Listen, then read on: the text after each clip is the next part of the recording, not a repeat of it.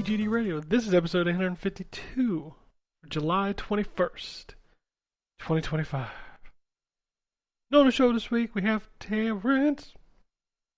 What up, everybody? We have Anthony. Yeah, I'm here. Hi. Hello. How are you? Meh. Let me ask you a question. I'm just curious. Is there ever a time where I would ask you that question and you'd be like, I'm fucking fantastic? Fantastic? Probably not, no. Okay. Just based on circumstances in my personal life, which, I'll be honest, like, I'm not gonna be like, I was feeling the most sad out of everybody, but, like, it's rough to be around people who are going through grief. Oh, for sure. I don't feel like fantastic would be remotely close to how I feel today. Fantastic is a very strong word, though. I would say that, like, I probably could be a little bit more positive other times, but yeah, no, this week it's just been a lot. Well, I hope you feel fantastic someday soon.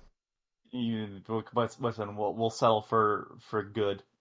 Hey, we aim high. We accept where we land. Yeah, shoot for the stars and be okay with entering Earth's orbit. Jesus Christ. So you can call yourself an astronaut. Well, hey, don't be the CEO of the astronomer though. Don't go that route. Man, Don't do can I that. I'm just gonna. This is unrelated to video games. Y'all two are idiots. No one would have noticed had you just powered through. Yep. That's what I told my wife. Congratulations. That's the problem today, niggas. Also, just don't cheat. I mean, there is that. Well, that's the easy one. That's the first and foremost. No, but if you're gonna do the shit, not when you're shitty people, it's not the easy option. But like, it's just, I'm just saying, like, it's like, know that there's the potential. What do you think when they were showing a bunch of people in the audience, it might not end up on you? Be smart. Yeah, that's when you notice that cam's going and you're like, well, we should probably As soon as the cams are going, let go of each other. Don't wait until you're on camera. You will say the Philly Fanatic version is art. yeah, that was funny. They should have just kissed. I mean, humans abhor a mystery. And even if they just immediately let hands go and just stood normal, everybody would still Google and be like, wait a minute, why they do that? Had they just kissed, nobody would have gave a fuck. You'd have been like everybody else in the crowd. Don't even kiss. Just point at that you're on the screen and everybody would have moved on. Yeah, just react normally. But instead, y'all chose to, because you were being shady and you obviously is your first time because you don't know how to act if you're being shady. Like, and so you made a spectacle of yourself. And now your life is fucked up. But like, literally, like, hey, why don't we go to this public place where they put people on the big screen? Right. Again, they're not the first ones. If they were the first ones, I feel like it would have been less of an issue too. But like, they just watched a bunch of other people get called out. You know what I mean? And those people acted like normal human beings. Well, this is why I'm going to this is why I like to start my essay with CEOs. They're not normal human beings. You know, you got grounds for that statement. Yeah, definitely do. So, definitely. This is just like one more nail in that coffin. All right. Anyways, moving on. Yeah, let's move on to video games. You can't cheat in those anymore. Well, you can. You just have to pay for them. Well, you either pay for it or you hack it. You don't get like, cheat codes anymore. Yeah, that's true. Can't buy the Game Genie. Yeah, we can't buy the Game Genie no more. That's fucked up. Those are the days. I know. Like, let me cheat in my video games. You couldn't buy the Game Genie because then there was the Game Shark. Action Replay. Just all action replay. And now we got nothing. We ain't got shit. Didn't they try to bring back Action Replay like about 10 years ago? I think you might be right. There might have been something. I knew that there was the one where they were gonna do the AI powered thing where it was basically a watching your game and then would help it do inputs or whatever. I know that was a thing. There's so many of those features. Cut off the ground. Like, you remember the PS4 debut where they're like, you can, like, just press a button and somebody will take over your game and play that section for you on the internet. Oh Uh-huh. my God. I do remember that. I forgot all about that. Yeah, nobody ever did that. So did Sony. Sony forgot a Yeah. lot of things. They definitely did. They forgot half their library, Remember that they remember have. when you could install other OSs into yeah, onto PS3 came with PS3? like a FireWire port. What are you talking about? Yeah, there's a Yeah, lot of That man. motherfucker was jacked with ports The and Linux. I what pronounce that. a useless a bunch of features in the original PS3. yeah, that's why Here's they your took them out. yeah, I know. Here's your flash card port. What? There was a flashcard. yeah, Oh, the launch ones. Yeah, yeah, that that little little flip thing in flap. the front. Yeah, Yeah, I Like forgot about that. look, I'm not gonna support Sony's nonsense. The Memory Stick Pro and the Pro Duo both sucked and they were awful from the get go. But it at least made sense for them to have that on the PS3 because that was proprietary and was also their PSP um memory. What the fuck are you doing with a flash stick or whatever the fuck I just said? Yeah, just it was like those aren't even yours. Didn't make any sense, but whatever. yeah, It was a, what a weird console. it was. I waited till they did um remodel for the Slim That means to you buy never mine. had a I have an backwards old one now. compatible PS3. No, I have one now, but But hold on to that dearly and baby it, because if you get that yellow light, oof. I had yeah, one that died with that. I have a friend that knows how to take apart shit. He had to change the disk drive in that, so Ugh. I fixed my yellow light. I had to redo the thermal paste on it. it's also Like I got had to custom firmware in it now Fucking because Oh, thermal he paste. fancy. it's got a custom firmware with a terabyte hard drive filled with legally obtained ISOs. I insist. PS3 games aren't in ISO form. I know. It's only PS1 and PS2 games are. Ah, there we go. No bin queues for you.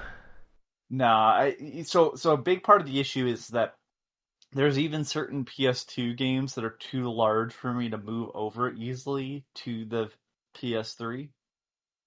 So, but it's like Even with still a like an full hard drive. FTP? Or you mean like size wise the file is too big? I'm sorry. So the way that I was transferring stuff over was just USB.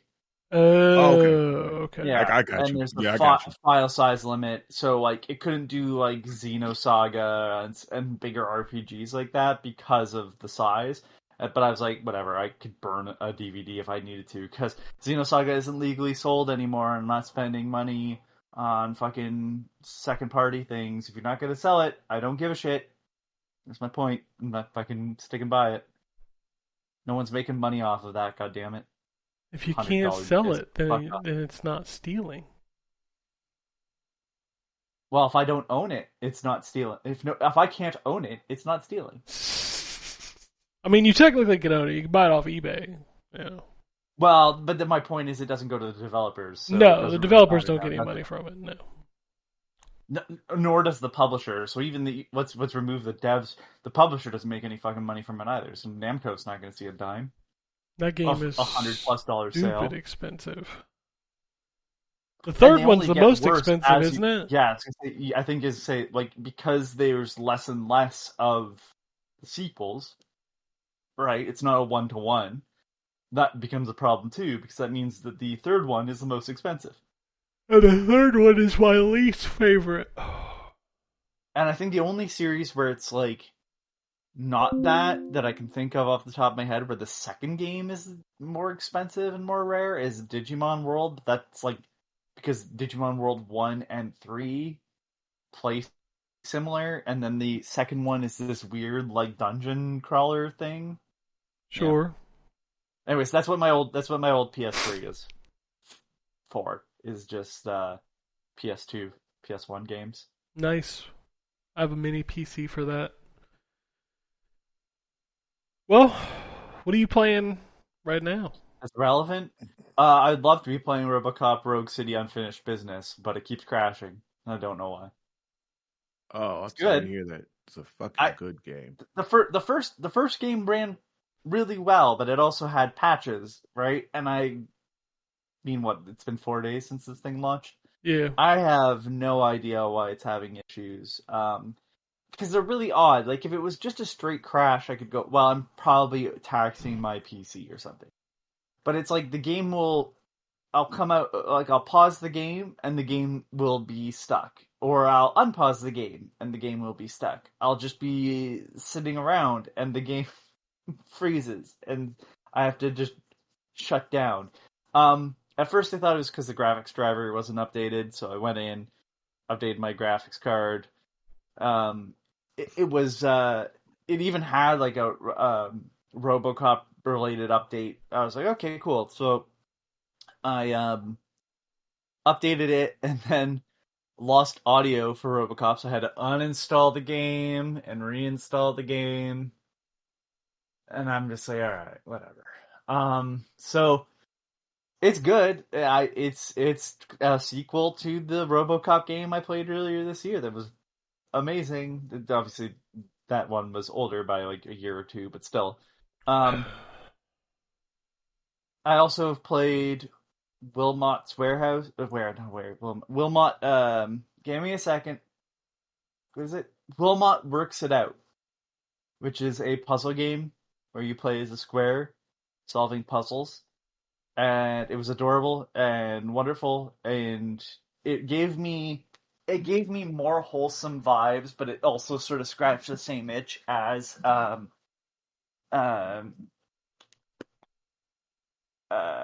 what's our puzzle game? Oh. And Oh, fuck me. The, right, the stained glass game. Glass Masquerade. Yes, that's the one. Yeah, yeah, it gave me that sort of vibe.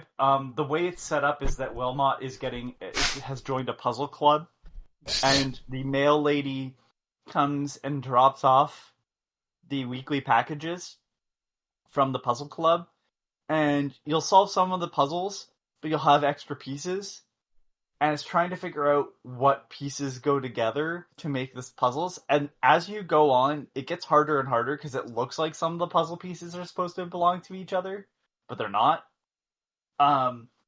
Really, really nice, like just wholesome sort of storytelling too. Because every time you talk, like every time the mail lady shows up, she tells you a little bit more about what's going on in the world outside. Because you never leave the house; you're always in the house.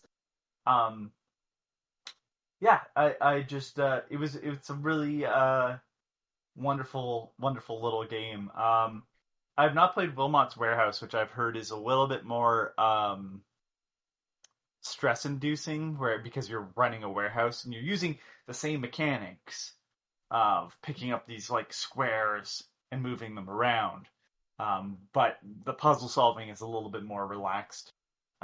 There's not like you're not having to make fulfill orders and the like. So I've played that, and I think that's kind of it. To be honest with you, I haven't been able to play much this week.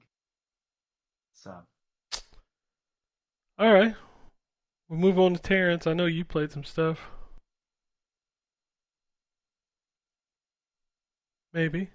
Wow, I was muted. My bad. I was crazy because I was being funny. I was like, I ain't played shit. And I was like, oh, I'm muted. That didn't land. I guess the joke was just for me. Yeah, man. Play a lot of stuff. So first, because I know I haven't sent this to you. I haven't wrote up this preview for this game. But I've played. It's called Rah Rah Boom. It's on PC. It's coming to everything. I think. Even Switch 2.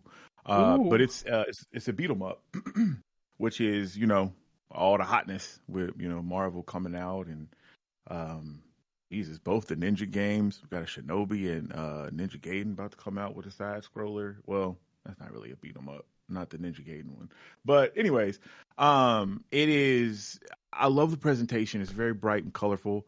You are a team of cheerleaders. I mean, if you couldn't tell based on the name already, who are also like defenders of this town, like a security force kind of thing, and you get sent out to fight this alien invasion that's happening on Earth because you guys are off world.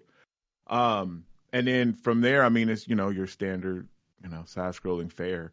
As I said, I love the brightness of the colors. I love the art style of it. It leans into kind of a comic booky style. It is fully voiced, which is nice. I always appreciate fully voiced nowadays. And I don't know why, like as a kid, and I think it's maybe just because we had to, that just is what it was. Like I was totally fine reading Final Fantasy 7, 8, and 9 and all that. But once stuff started, but you get the option to have, everything fully voiced for you. That's just what I want, I don't know. But I appreciate the fact that they do this in this. And the voiceover work is good, which is also a big plus. Is Troy Baker in it? I have not heard him yet, but I'm sure he probably is because that motherfucker is like Pedro Pascal and he is everywhere. Pedro Pascal is the new Indiana Jones. Under my bed. Yeah. Oh, it's coming. Oh man, it's coming. Oh god. Oh no, you wish he'd be the new Indiana Jones. No, I don't. Yes, you They're do. Gonna call Shia up and be like, "Hey, man, I heard you got your shit together." No, he doesn't have his shit together. Not with that documentary that makes him look like shows you how much of an asshole he was when he had his little. See, I didn't know nothing about that. Okay. Thing. Oh yeah, no, he was a piece of shit. Got you. No, God, Chris Pratt. Pratt. Oh no, he don't need to be Indiana Jones either. But I could see them giving it to him. Actually, yeah, I don't know. Listen, this is one of those scenarios where I didn't think he'd be good as Mario. I was clearly wrong. He could maybe pull it off. I don't know. Just let Indiana Jones go. Okay with that too, for real. Like let it go, Indiana. Or, yeah, and one of the few and I hate to say it this way because he's not a bad looking guy. Like let's be honest, like he could be an actor. Just give it to Troy Baker. He could clearly do the Indiana voice well. Yeah, that's yeah. It's not what? There was where you look at him and you go, he couldn't be on camera. Excuse me, I apologize.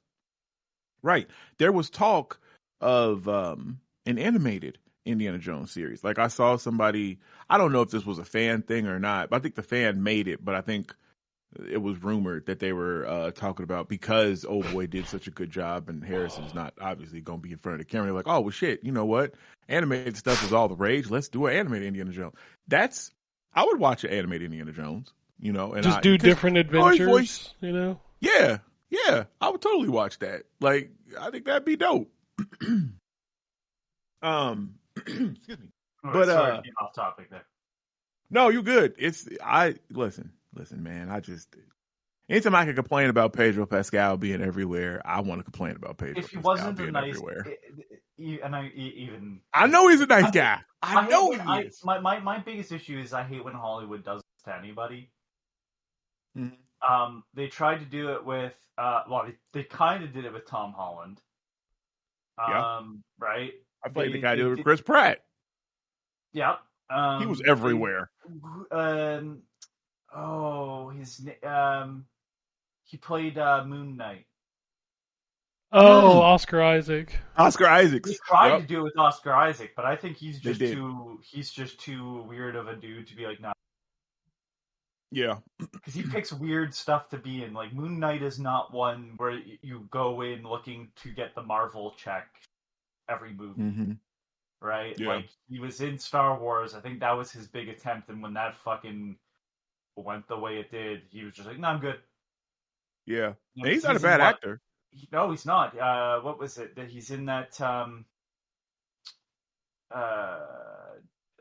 Ex Machina was him. Like, that's a weird movie. That was. Yeah, it is weird. Yeah. That was good, though. He was in that movie with Natalie Portman. the movie with the weird deer and shit like that. Yeah, I don't think I saw that one. Oh, It's a good, I know what you're talking about. Oh God. right? Yeah, I'm having that moment. I see the book multiple times and I can never fucking remember the name. It's not. I'm googling this because it's gonna drive me nuts. Makes Is for it a good book that was radio. all the rage? It's It was a goofy Annihilation. Annihilation. That's the one. Yeah. It's Oh, fucking weird. okay. It's a weird Okay. movie. He's not the main character in that. Like he wouldn't be top billed, I don't think. But he's Natalie Portman's husband in that. Mm-hmm. He picks weird shit, and like I don't think that movie's ever being made. But like I liked the idea of him being Solid Snake because like he picks weird shit. I like him as Solid Snake. Okay, I don't yeah. think it's ever happening because that was supposed to be being done by the guy who did Kong Skull Island, who I don't think is a good director. And I mean, we haven't heard about that in fucking like 5 years now, No, you're right. and that's fine. Honestly, for the best. Shizzle. We've Metal Gear Solid, to die. It's fine. Let it be just a video game franchise. I don't think you're gonna be able to translate some of that stuff to screen. Same. Like, Same. how are you going to make Psycho Mantis feel weird? Exactly. Right? And I'm not even talking the memory card reading. I'm talking the moving your controller to like what you've got to switch fucking theaters halfway through. Yeah. Hell yeah. Right. No, Do that yeah. shit. Well, you know what though? A lot of that that isn't going to read as well. And like you could, in theory, do the story that the comic book did, where it adapted the game very differently. But at that point, you could just read the comic. So we're kind of like just now moving down the line of what reason does this movie have to exist? I think I need to read the comic. The comic's fucking brilliant because Ashley Wood's artwork kind of looked like Yoji Shin. Sorry, how do I pronounce that name? Yoji Shinkawa? Shikawa, yeah. I think I've seen the artwork of it. If you have one of those collections has the band Dessiné, which are like the PSP adaptations where they added in some like now maybe they're just videos in that version, but like it added in some like extra information on stuff, so you could like it was sort of interactive. Those are just the comic books that have had some like sound effects and stuff put to it, and it's worth going through. Anyway, sorry, we're getting off topic. I'm not trying to take. I was like, where'd this start? Where were we at? Actors, VT, and everything. Pedro Pascal, Yeah. actors letter and everything. But what was the game? What was the game that kicked that off? Rah Rah Boom? Oh wow! That's how we got there. Where you asked if oh my god, Troy Baker. Troy Baker was in it. Yes. Okay. Well, one question. Walk it back to Take make you it down. make sense. Fucking. So. Okay, go ahead. Yeah, that was man. Okay, I'm sorry. Anyways, it's not your fault. I believe that game is coming out in August. But as I was saying, the only thing that August 12th. August 12th? Okay. The only thing that me personally am kind of iffy about is the combat. It feels a little like the Power Rangers game. I know, Ken, you played it before they patched it. Yeah, it kind of feels like that. Like they own the right track, but they kind of need to tweak it a little bit. So I'm hoping that they get that done because this version, it just for me, it feels a little just a little off. But everything else I like. Love, even the soundtrack is catchy. Like so, keep your eye on that for that one. And then let's see. Going into the stuff I played. So I did play RoboCop Rogue City Unfinished Business. I played it on Xbox and I reviewed it. I think that review is live. I gave it an 8, I think. It's a fantastic game. It is more of what you love about, or what is great about RoboCop Rogue City, kind of like sharpened to a fine point. I think confining the action to one tower. So the setup for it, if you have ever seen the movie Dredd, which is the superior Judge Dredd film, if you haven't seen the movie Dredd, you need to watch the movie Dredd, first of all, because Carl Urban is the man in that. Oh my God, the movie's so good. Have y'all seen Dredd? Of Everybody course, said I've no. seen Dredd. Okay, you damn well better. That movie's so I've good. also seen that Taika Waititi's to Dredd. Yeah, I saw that What is this that? weekend. Who? What? Taika Waititi is directing a new Dredd movie that has nothing to do with Dredd. Oh no! What, a comedy? People- Dredd? People are What? like going back to the original comics and being like, yeah, it's got a really good sense of humor in the original, but it's like, yeah, but it's like dark humor, which I don't See, know. He does a lot of weird slapsticky sort of stuff. Even Jojo Rabbit, which you could argue is dark humor, it's like it's more still over the top than. Yeah. I don't think his I don't movies like are that. great. I'm just saying. Dredd needs, if you're gonna do Dredd as a comedy, What We Do in the Dredd Shadows needs is to be- fantastic. Dredd needs to be like RoboCop, where the comedy is like Yes. very sarcastic almost. Well, that's like, Paul Verhoeven. He's Right, yeah, exactly. yeah. That's who should be directing a Dredd movie if you're going to make it. But it doesn't matter anyways, because Carl Urban is Dredd. And Johnny Cage. Fucking So- yeah, he's Johnny Cage. That trailer looks so good. Man. Okay, so yes, it did. I think somebody posted that. I did catch Jay. that.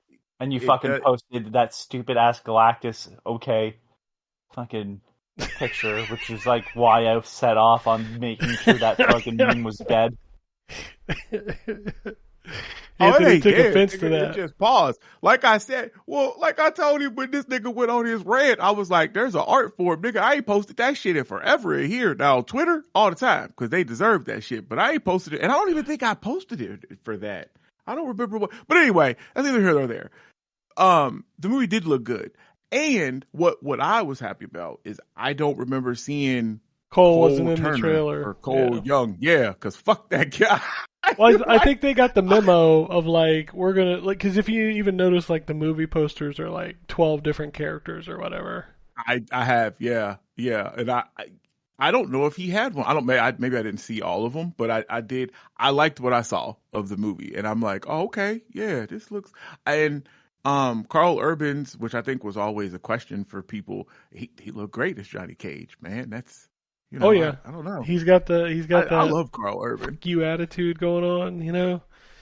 Yeah, and still managing to kind of portray that fish out of water kind of thing, because he's an actor and now this shit is real, like the little bits that you got of that. Like, yeah, I think that movie's gonna be good. I don't even know how we got him. RoboCop. Honestly. Oh, RoboCop. Jesus, yes. Thank you. RoboCop Appreciate it. Dredd. That, Carl yes. Urban's amazing. Oh, and then So he looks like the Johnny other Cage. thing, he needs to be able to do his sequel to Dredd. Wow, I don't know why Takiti whatever, he don't need to nah, because he deserves a sequel. That movie was so Because it didn't freaking make good. money, and then people Yeah. go, well, why didn't it make Don't money? make sense. And then Yeah. they're like, it must be everybody else's fault. And it's like, yeah, okay, sure. I think, Anthony, you and I have talked about this before. That's one of the comics I want to get into, actually. Like, I want to read Dredd because I've never read a Dredd Problem comic. is, I don't really know how. You never read Dredd? Yeah, exactly. That's the problem. Is that like 2000 AD, which is where Dredd comes from. Yeah, The problem is that like there's so much history there because it's a European, mainly UK comic, and then it's like getting it over here is a little bit harder, and then start, and then like the books are expensive, and it's one of those like, and then do you need to read all of 2000 AD? No. Then at the same time, See, like, that's mine. Dredd's the most famous character from 2000 AD. It's kind of like how Heavy Metal has Tarna, which is the lady you would see on the cover of like the movie, which is the most well-known thing from Heavy Metal. But Heavy Metal's a bunch of stories. Like, they don't really have a world. 2000 AD is also where Rogue Trooper comes from. I knew that. I'm excited for that movie too because I So like like that it's director. just like well, how the fuck do you jump into any of this? It's like, oh, this has so much history. It's like, great. Where do I begin? Yep. And it And just that's doesn't why I've have the never. same Yeah. amount of fan base as like your DC or Marvel comics, unfortunately, to have as obvious of like a, oh, here's the list of things you need to read. So, Got you. but that's That how some of the best artists, like Simon Bisley, sorry, Ken, because I'm hey, just like, going who is into that guy?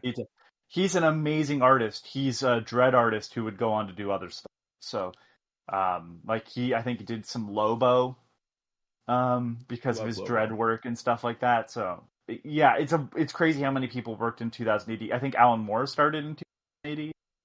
I can see that. Yeah, Future because he's Shocks from was the his thing. UK. Yeah, Yeah, see that. it's a weird magazine. We fucking have no. It's kind of like when all the UK people talk about fucking ZX Spectrum and shit, and you're like, all right, like Got you. we never had the Yep. video game crash here. It's like, cool.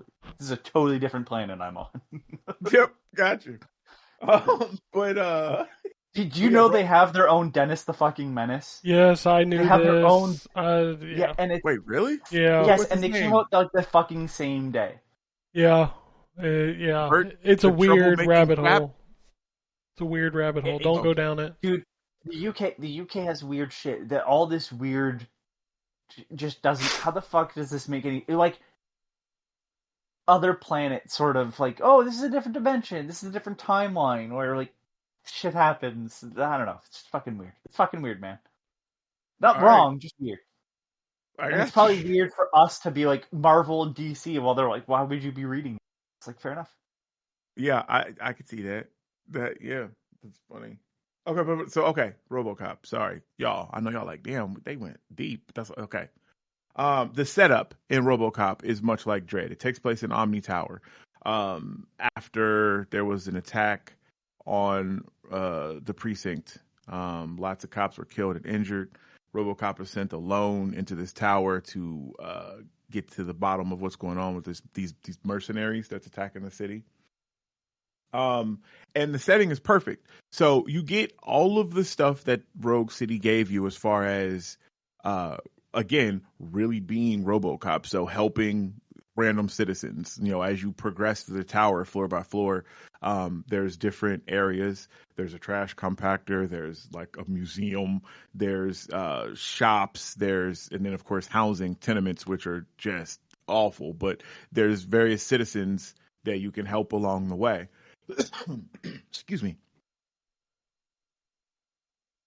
And as you progress and complete those, and they're basically side missions is what it is, just like it was in Rogue City when you would help out different people.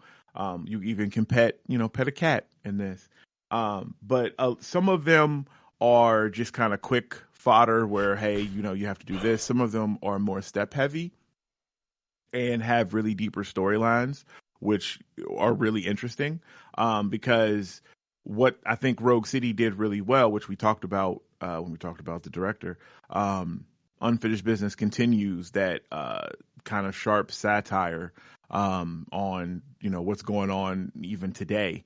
And the whole thing with this tower is because with RoboCop they're trying to build that Delta City in old Detroit. And so, they promised a lot of people, hey, sell us your land or whatever else. We're going to be great. In reality, they just put these people in the ghetto. So, yeah. So it's really, the story is really kind of straightforward. Like there's not a whole lot of kind of twists and turns like the like Rogue City kind of had, where you had different choices to make and stuff at the end. But it's really good. Like I said, it's a tightened RoboCop experience. Me personally, I feel like that they have him moving a little faster by default. And one of the nice things is you come into this already like leveled up to like the first pip of all of your stuff. So you have like the dash and the stun, and all that stuff. I know, Ken, we were worried that it was going to end up being a roguelike. I thought that's what they said, but I'm glad to hear that it's not. Listen, I was worried that it was because there's a moment where you go into the tower where you kind of get hit by something, and he's like, "Oh, my systems have the all been exact reset." that's Oh, where the lady's voice comes in for the first yep, time. yep, yep, And yep, that was my exact moment. Like, oh, there it is. And yep. then I no, was like, "Oh surprisingly, no, shit." he gets back up and Yep, he's got all of his power still. I'm like, oh, thank God. I thought we were having a yep. Metroid moment. Oh man, listen, I had the same panic in my heart. I was like, "Oh, please don't do this," but they don't. So yeah, it is not a roguelike. It legit. The only thing that I guess I question is I feel like this could have just been a straight up like a DLC I or. said this to Ken before the show. Mm, Because it's a direct sequel to the events of the first game, if you made it DLC, I unfortunately, even with how short the first game is and how much fun it is, people wouldn't be able to see it, I see what you're saying. right? Because it I has see to what you're take saying. place at the end of the game. So if Yeah, you're gonna lock it, you might as well just sell it for $40, and because that's what they would have probably charged for DLC anyways. Because there is a lot of content here already. I can tell that. it, So it is. it's like, or $30 American. It was $40 for me, whatever. Um, so it's just like, to me, it's like, why lock that behind? Just have it be a second application, and just also the difficulty doesn't have to be like tuned to be, because like when I finished the first RoboCop game, I was like one shotting. Even when I went back on Yeah. New Game Plus and had the hard mode, like was that in the hardest difficulty, I like it took 3 shots for me to take down the big robot, the Damn. ED9 or whatever. Yeah. Yeah, just 3 shots from my fucking standard pistol. I wasn't even using other guns at that point. I did so much damage with my gun that, like, if I played the DLC with that, man, I would have just been walking through. Just it would have been the end of Titanfall 2, where you have the super pistol. You Yep, know what I I mean? It got would you. just been like Yeah. that, like bam, bam, bam, because I was taking like 0 damage too, because I had everything maxed out. Mhm. I got you. So, And that okay, and that makes sense. I guess I didn't think about all of that. That makes sense. And I will say too, this has obviously where you can pick up weapons, but his Auto 9 is still the most fun. There are, and this isn't really a spoiler, it shows, but there's some cryo weapons that you will get later, which are fun. But his Auto 9 is still that dog. Like I love that gun. And the circuit board things make a return, where you got to navigate the stupid the minefields of the negative what buffs on irritates me there. is I still don't know how the fuck the chip combination thing works. I feel like it's just a random slot machine. Not gonna lie to you, I'm right there with you because I don't understand that either. So yeah, um, but yeah, if you liked Rogue City, you're gonna enjoy Unfinished Business. Like it's really great. Um, playing well, I guess I can't talk about that yet. But yeah, but I'm playing for review. 2 Point Museum had some DLC that dropped. Um, I think I reviewed this game initially where it's the not necessarily sequel, but like 2 Point Hospital, which was like what was it called back in the day? Theme Sim Hospital? Hospital? Theme Hospital? Yeah, Theme Theme Theme Hospital. Hospital. Hospital. That's what it was. Theme Hospital. It's essentially that, you run in a hospital. The museum one is you're running a museum. So you send, archaeologists out into different areas and they come back with, different finds. The DLC adds fantasy stuff. So now, you're finding, kind of elven artifacts and stuff like that. So it has like a fantasy edge to it. I'm not super deep into it because I had to jump through some hoops. Not really jump. I had to do some steps in game to get to the point where I could unlock that. But yeah. So I mean, so far it's more of the same. As far as the general concept of making money in the museum, balancing that versus your customers' happiness and stuff. And decorating and type of kind of tycoon type game. But yeah, so I'll get the review out for that soon. But yeah, if you enjoy that, this DLC is pretty solid, from what I see, especially if you enjoy fantasy type stuff. Um, I played. It came on Game Pass. I think Ken, you said you played this too. I haven't got to play as much as I wanted yet, but My Friendly Neighborhood Oh yeah. came to console, which is weird. I don't. Like, can you actually fight? Because like I finally got the wrench, and like I was smacking this dude, and What like game? Yeah, my it's called friendly, My Friendly Neighborhood. Yeah, it's basically Resident Evil in first person with Muppets. Yeah, so it's like the concept. Like it starts off something happens that reactivates Do you this. know? Okay, I know this game. Do you know who made Okay. it? Nah. Some of the Who? Zemanskis. I believe it's the brother of the guy who did oh frig Iron Lung. Goddamn, what's his big one? Dusk, the Oh, first person Oh, shooter Dusk. you It's didn't his talk brother, about I that. believe. Yeah, Dusk is Okay. awesome. yeah, it's his brother, I believe. They did a game together recently too, but yeah, I believe it's his brother. There's another name. There's John Zemansky and Evan Zemansky. And they're all sort of involved with Dread XP. So Gotcha. yeah. Okay. Yeah, this is a Dread XP joint too. I do know that. I remember seeing that logo pop up. But I mean, your question was that did I fight stuff? Yes. Because I got to the point now I have a gun, which is really Oh, that'd be Rolodex. nice. Cause like the Um, enemies like they're freaky because they're just like standing away from you like chattering.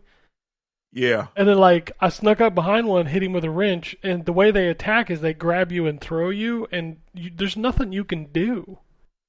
Nope. Yeah. So I realized the bigger ones just grab you and throw you. The little ones, I guess they just I don't even know. Like, it's weird. Like the whole and I get what you're saying. The whole combat thing is weird, and I don't because even when I snuck up behind one, I went to smack him with the wrench. That nigga turned around and uppercutted me across the room. I was like, what? Yeah. I thought I was in stealth. So I don't know.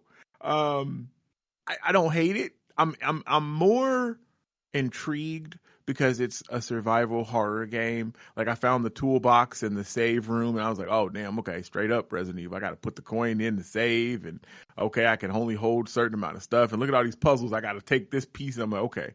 So I'm intrigued.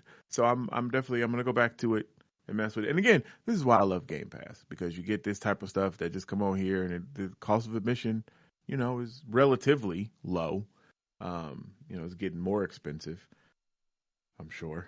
Okay, so what else did I play? Of course, I played some Marvel Rivals.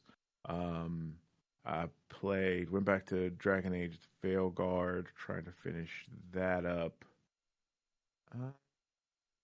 Oh yeah, some more Ruffy and the Riverside. I gotta get that review written as well. I think I got enough where I can get that written. Oh, I play The Last Camp is not a good game. And man, it's really just not a good game. So it's a twin stick shooter that is it a like I guess a zombie apocalypse. I Hold on, don't let me read a description and you tell me if I have the right game. Yeah, go In ahead. this top-down survival building game, blending farming, tower defense, and micromanagement, requiring you to fend off zombie hordes, grow crops, and strategically deploy traps to defend your homestead. Okay, I don't think that's the right game. The Last Camp? Because yes, that's what is. I don't. There's farming because I must not have got far enough into the farming. Because His opinion completely changed. Oh, it is. No, fuck that. No, it's bad. You're right. It is. There is farming because you do have to build a base. It's very much like a top-down Ark-esque game, but it's not good. Okay, I mean, so Ark's not good, but there's 6 reviews. Let me. There's only 2 in English, so there's 6. there's 6 reviews. On Steam. This game has been out since March. Oh wow. Okay. Okay. So, this person bought a Steam key, I guess, because it tells you now. 0.01 hours on record. Is this a scam? Same game, if you can call it that, as Dustward. All right. Not recommended. This Fair. person has 1 hour in 0.9 hours when they reviewed it. They bought it directly from Steam. Buggy game. When you die and respawn, your movement is reversed. Nothing done in settings. Also, when you load your save, all collected items in storage disappear. Not playing anymore until this will be fixed. Fair. Well, Not recommended. I just wouldn't play anymore ever, bro. I'm not going to lie to you. It's not. There's too many games to be wasting your time on bad ones. On horrible ones, because no, this is not. 100% Wow, okay, not. hold on. So I'm like, alright, so this person mentioned Dustward. So I'm like, let's go take a look at Dustward. Exactly, me neither. Dustward, survive the post-apocalyptic ruins, explore the devastated world, fight mutants, build fortifications, develop your character in a dynamic survival action Dustward. Play solo or team up with friends up to 4 players in co-op mode to face the dangers of the dead world. And boy, does it look very similar. Oh, yeah, I'm looking at screenshots. Bro, this is the same game. I mean, oh my God. And Wow. negative review, negative word review. salad video game ass shit. I gotta just say, Yeah. I love this review of a person that bought it directly from Steam, played 0.3 hours. Play your own game, clown. Oh, shit. That's one way to put it. I mean, Wow. dang. Right, like, are y'all not playing your own shit? Because this is terrible. Yeah, listen, don't. And it's funny, too, because the last camp is $2.99 on Steam. And I'm almost certain. Hold on. I'm about to see how much it is on Xbox. I'm almost certain it's like $29.99. And there's like 2 editions. Hold on. Yeah. $31.99 for the big boy edition and $25.99 for the regular one on console. But it's $2.99 on PC. And the PC players saying it's ain't worth fucking $3, so Right. goddamn. So y'all just getting the console niggas. Like, anyways. Yeah, it's not good. I think that's it. I did mess with Tony Hawk for a little bit because it was on since the last time we've been on here. It was on Game Pass. But yeah, I think that's it. You just messed with Tony Hawk. How dare you? Well, there's other stuff, and I feel like I don't know. Like, does this have like a real career mode in it? Because I just went to like the free skate thing and then did some tricks. It has the same. So grinds. they created. It's basically the same as 1 and 2. So Tony Hawk 1, 2, and 3 were pretty much the same structure, where you get a 2-minute run to complete challenges, and then Tony Hawk 4 like had this open world where you would skate around, talk to other skaters, and get challenges. They took that out, and just made Tony Hawk 4 like 1, 2, and 3. That's what they did with this one.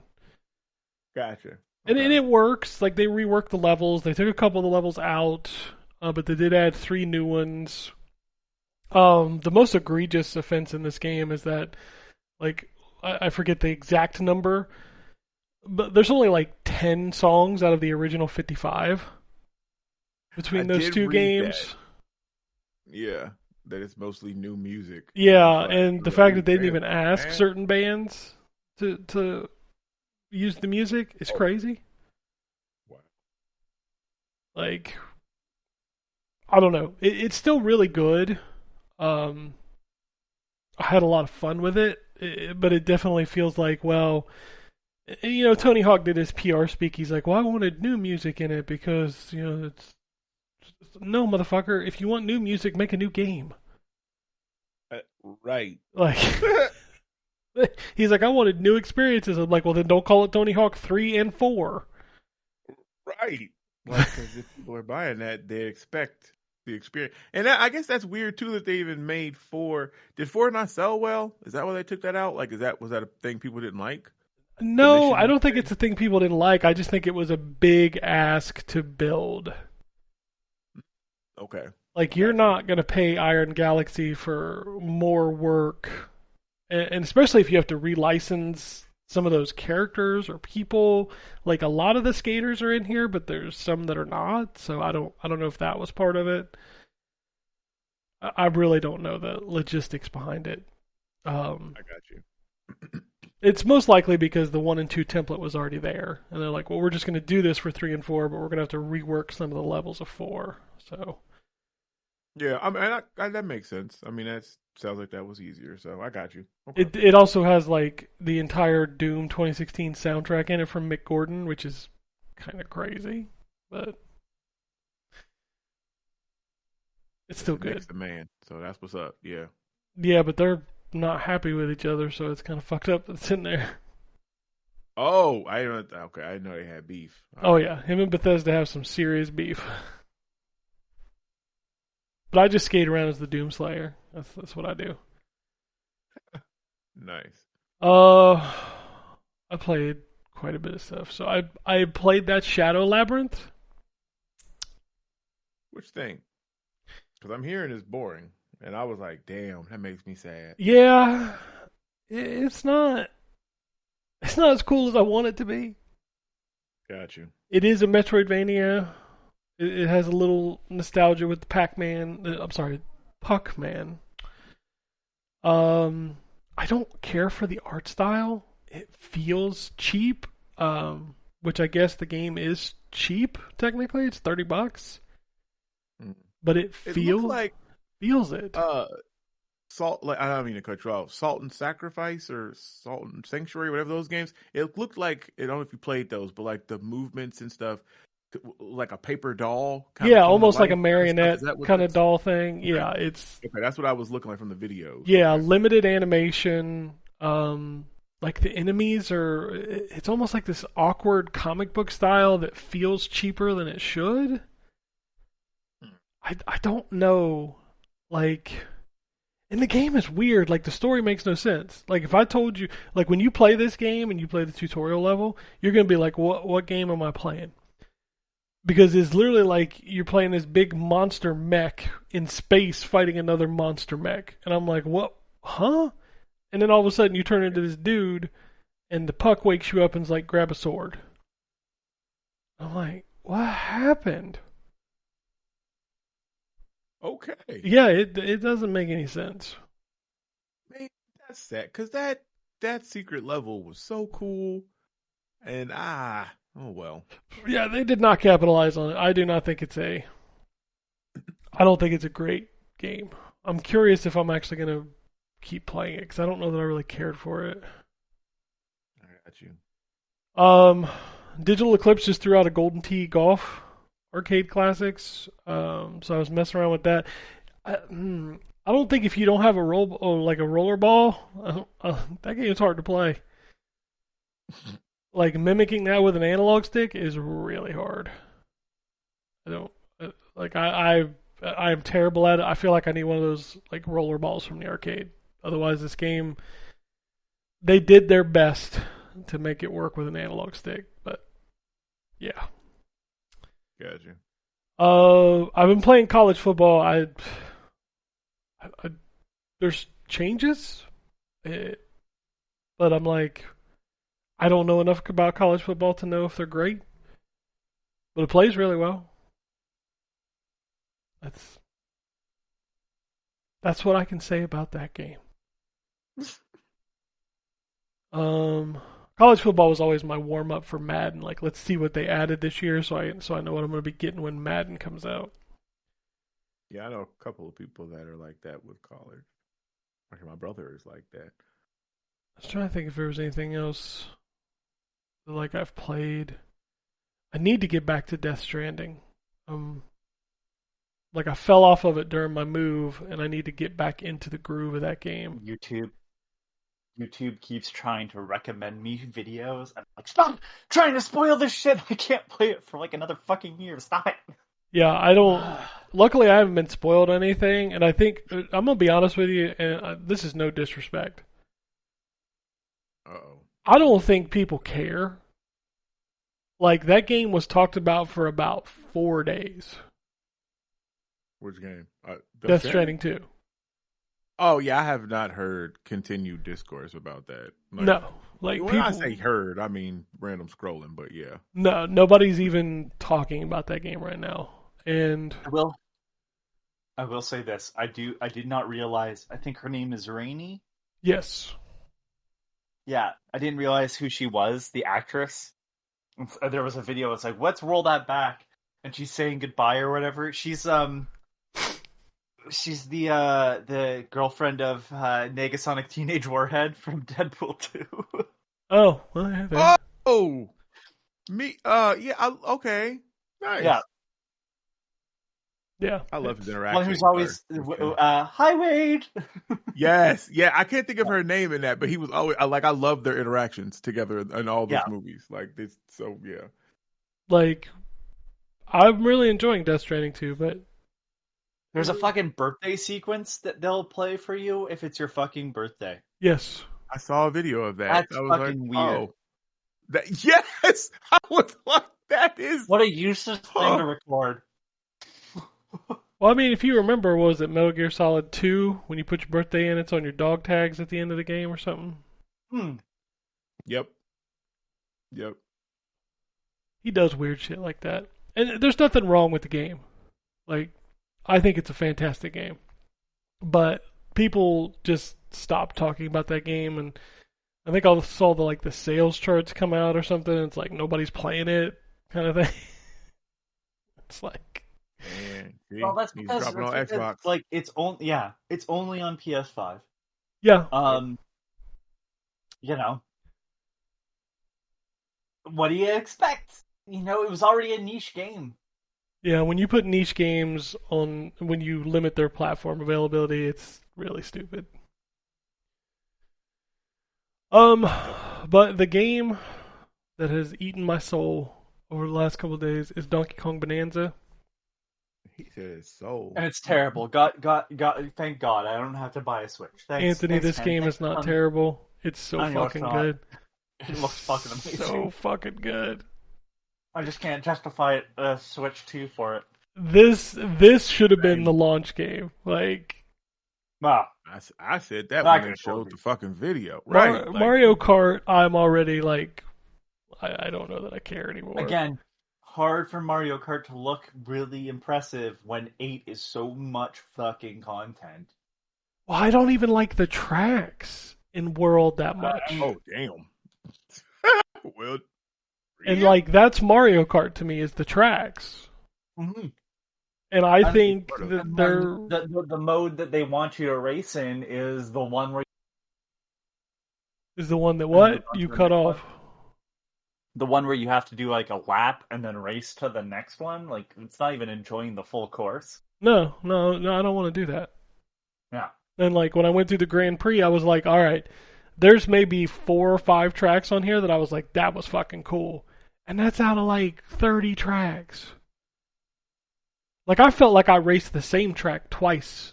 Like that's how similar some of them are. I'm just like, you made an open world game and you made it boring. I like the Moai statue one because it's like just a Mario Land throwback. The Donkey Kong level was great. Rainbow Road was excellent. What one is the Donkey Kong one? At the end of it, you're like going across the beams and switching between the I can't remember exactly like the whole track. I may have not played that one. I didn't play too much of it, obviously, because I don't own it. But yeah, but like literally, I can remember like 3 or 4 tracks. The rest of them, I'm just like blah. And that's Mario Kart to me is the tracks, and I'm just like, eh. And then I played Donkey Kong, and it's like the best way I can describe this game. Do you remember how much fun you had in Red Faction, blowing shit? Or let's do what was it? Armageddon? Was it not Armageddon? The one before it. What was that one? The one that they did the remastered version. Guys, Yeah. come on! I made this joke when they announced this game. This is Red Faction Gorilla, not Gorilla. Yeah, that is what it was called. Yeah. It's Mario Odyssey Red Faction. Red Faction Gorilla. Gorilla. Yeah. Dude. Yep. This game is so much fun. Just breaking shit. Breaking shit is so much fun. This game is so good. It's so good. Like I just turn it on, and like I can stay in an area for like 45 minutes, just breaking shit. Like not even doing the goals, just breaking shit and finding stuff. So what about the performance issues? Have you had The performance issues are very few and far between, and they never affect me. Like the map sucks. Like the frame rate in the map sucks. But who cares? You're just looking at the world to see where your collectibles are. There are times when I break enough stuff that the particle effects cause some slowdown, but it's never affected the game to me. Like, I think I'm in sublayer 300 now, which like it goes down. So like you start at the surface, and then something happens, and you start going down, and you start at like sublevel 100, and like each one of those is like its own little open world that you can do a bunch of challenges and collectibles in, and then you beat the boss, and then you go down another sublevel. So. But man, like it has the same kind of like movement from Mario Odyssey where you can like do these little tricks to do extra things. Like you can surf on a piece of rock, and then you can jump and do a double jump, and it's just so much fun. And it feels so good to break stuff. Like just smashing through like terrain. Once you get the upgrades to like change your form and things get more powerful, it has a skill tree system where like you collect bananas and then you can upgrade to make your punches stronger, so you can go through harder materials faster. Like your transform mode lasts longer and stuff like that. It is the pinnacle of Nintendo. Like, we took this very simple idea and made it stupid fun. The music's great. Like, the voice acting is really good, if you can believe it. Like, it's a phenomenal game. It will most likely be on my list at the end of the year. 100%. Yeah, if I had a Switch, I would have it. It looked fun when I saw it, and then all the deep dive videos that I watched. I mean, it definitely looked fun. Yeah, I'm having so much fun playing it, and I think that's such a big part of a lot of games is like I'm not having fun, and then in this game, like that's all I have. It's just tons of fun. So that's probably going to eat up most of my time for a while. Yeah, other than that, just the normal stuff. Rock Band, played some Overwatch. Nothing big. I dipped my toe in Eden Zero, but I haven't played a ton of it yet. It's been very busy. What is it? Eden Zero? It's JRPG. Oh, that anime that's basically fucking Fairy Tail. I think it's made by the same dude. Probably is. It's all the same shit. All right. Let's take a look at what's coming out this week. What we got? Abiotic Factor 1.0, I guess. That game's been in early access for a while. Yeah, we reviewed that on PC. Luto, Monument Valley 3, Hatsune. Abiotic Factor is like sort of Half-Life-ish. Yeah. Like even the setup is Half-Life. I think it's on Game Pass too. I'd give it a shot. It's a bit of a survival-ish game, sort of. Mm-hmm. It's its own thing. Yeah, it's Ark, but with science. That's basically what it is. Like you. I like how you said that, like that 80s song. You blinded me with science. Yeah, that's Yeah, exactly that's it. where he She was going. blinded me with science.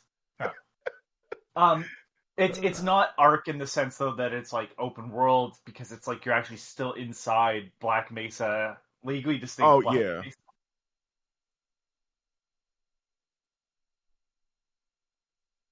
Mesa. Okay.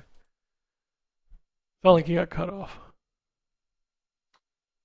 No, I'm talking. Hatsune Miku Logic Paint S Plus. I don't know. They make a lot of these games. Whatever. Wheel World. Boulder Dash 40th anniversary. Cyber Clutch Hot Import Nights. Killing Floor 3. Finally making its way out. Wild Gate. Wu Chang Fallen Feathers. Death Relives. Kawaii Girls Panic. And Oxide Room 208. Yeah. Anything else here? No. Switch 2. Apparently WWE 2K25 is out this week. Switch 2. Along with Wild Hearts S and Super Mario Party Jamboree Nintendo Switch 2 edition. And No Sleep for Kaname Date from AI, the Somnium Files, which our review for that went up on Friday. That's a lot of words in that game. Definitely is. Wow. I think that's it. I think that's all I want to talk about for releases. Let's go over to the news. There's been a few things this week. There's a rumor that EA has shelved the Need for Speed series. They're not going to make it anymore. I mean, I'm not upset about that. They haven't. I don't think so. Yeah. Fantastic. This is kind of weird. Like, staple franchise. Yeah, but they have to license all the cars, and that. Sure. It's not. You know what I mean? Like, it's just. I don't know. To me, it's like their unwillingness to go back to. And I'm not saying it's the peak of the series, because everybody has a different opinion of that, but like, they need to go and look at what made Need for Speed Underground 2 really good. They need to go back to, like, because the more they try to be realistic, and then also like trying to do like Fast and Furious type stuff, and it just doesn't work. Like, just bring it back down to the ground level where you kind of customize your cars, you race around. It's all that series ever needed to be. Like, actually though, let's do some other stuff. It's like, let's have Rivals, which is a mediocre game. Let's bring back live action stuff, which is like, all right, but like, that's not where you peaked as a series. So no. Apparently, everybody always talks about how Halo like is a flop or whatever, but Halo 5 sold 10 million copies, as did Halo 4, which is bananas numbers. Kinitsugami, Path of the Goddess, no longer has Denuvo, if you care. Remember, does anybody even remember that game? Was it like talked about for like 2 days? Right. That was on Game Pass too, and I enjoyed what I played of it. Like, it wasn't, but yeah. Yeah. That's funny. Like, didn't they do a Switch 2 version at launch, and like everybody talked about Sonic and Street Fighter, and like nobody talked about that. Nope. Lords of the Fallen has reached more than 5.5 million players. what was that game? Even the one that you just mentioned? It's like a tower defense. Yeah, it's made by Capcom, like tower defense, but third person. Okay, I'll take your word for it. I don't remember that game existing. So. Nobody remembers that game existing. Okay, all right, cool. As long as I'm not. Because when everybody first saw it, they thought it was Onimusha, because it's got that same kind of... Oh, it's that game! Yeah, okay. Yeah. All right, didn't even realize that was a tower defense game. Yes, it's a tower defense game. Okay. All right. Yep, you gotta it's tower defense. Ken Levine says that Judas will be a traditional single-player adventure. Cool. There's a rumored Nintendo Direct in July. I I guess that would probably be the Metroid one, right? Because Metroid's probably the next game. Oh yeah, yeah. We finally get a release date for Metroid. There was a new Guilty Gear game in development at Arc System Works, but it has been canceled.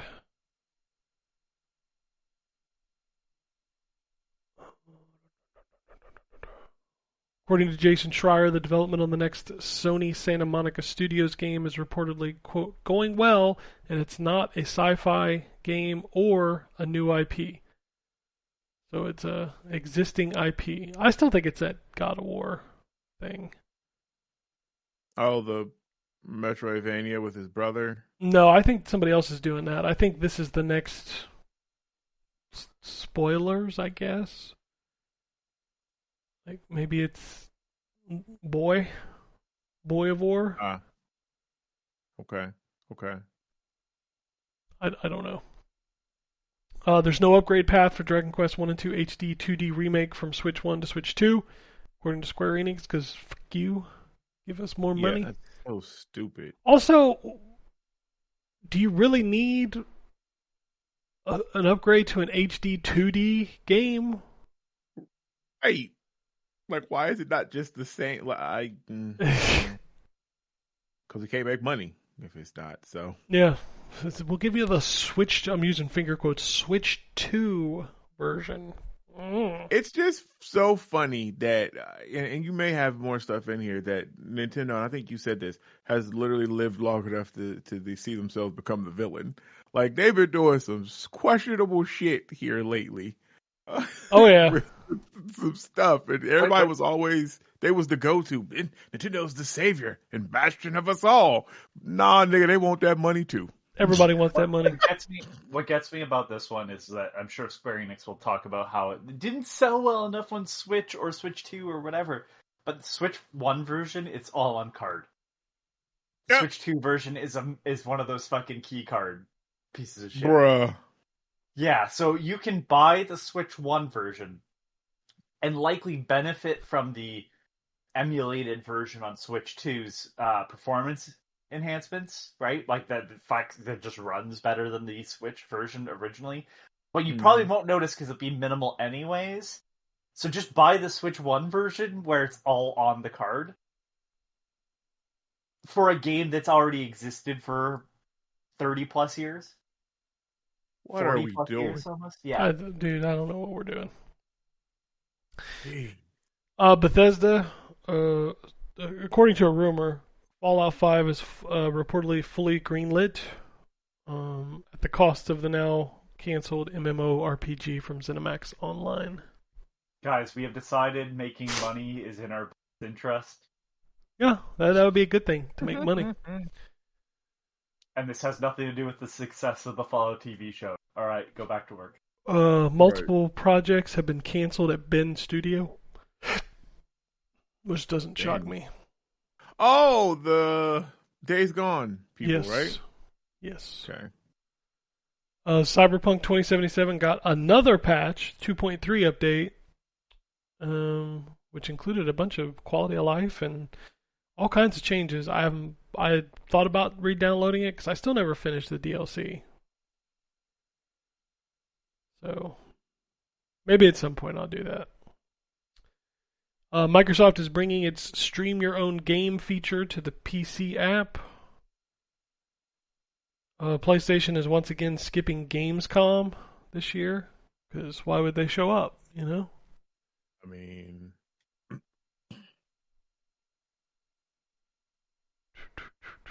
Mass layoffs happened at Virtuos, the studio behind the Oblivion remaster and the upcoming Metal Gear Solid Delta.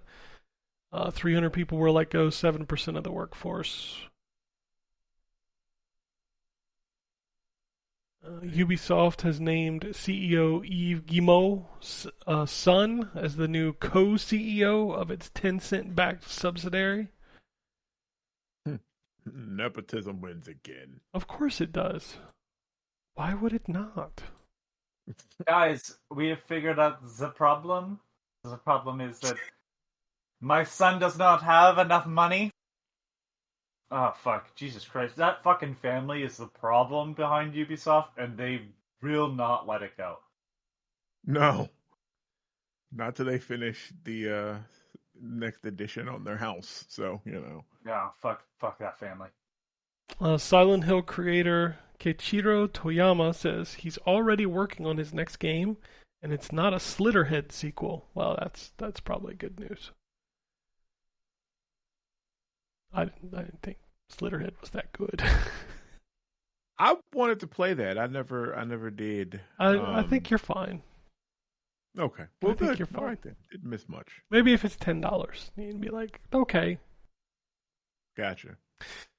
Sega confirms that Sonic Racing Cross Worlds will have a full Switch 2 physical release and not a game key card. Oh my god, so amazing. I'm sorry, did my sarcasm come through? I think it did. Okay. Yeah. Okay. God, I'm so sick of hearing about game key cards. You motherfuckers. I am too. I get it. I understand where you're coming from. It's a shitty practice, but Jesus Christ. Like, if you want to play a game, just play the fucking game. Like, Yep. fine. It'll be okay, I promise.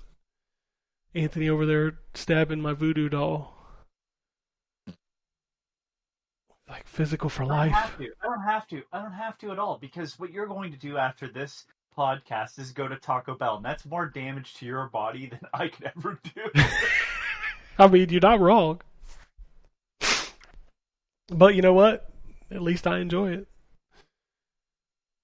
That's the important thing. Dragami game. I go ahead. one, I don't enjoy 20-minute shits. That's all I'm gonna say. Brother, there might be something more wrong with you if it takes you 20 minutes to shit out Taco Bell. I'm just saying.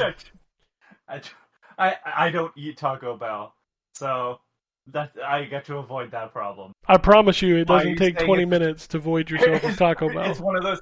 Okay, well, I don't know what level of food poisoning it is.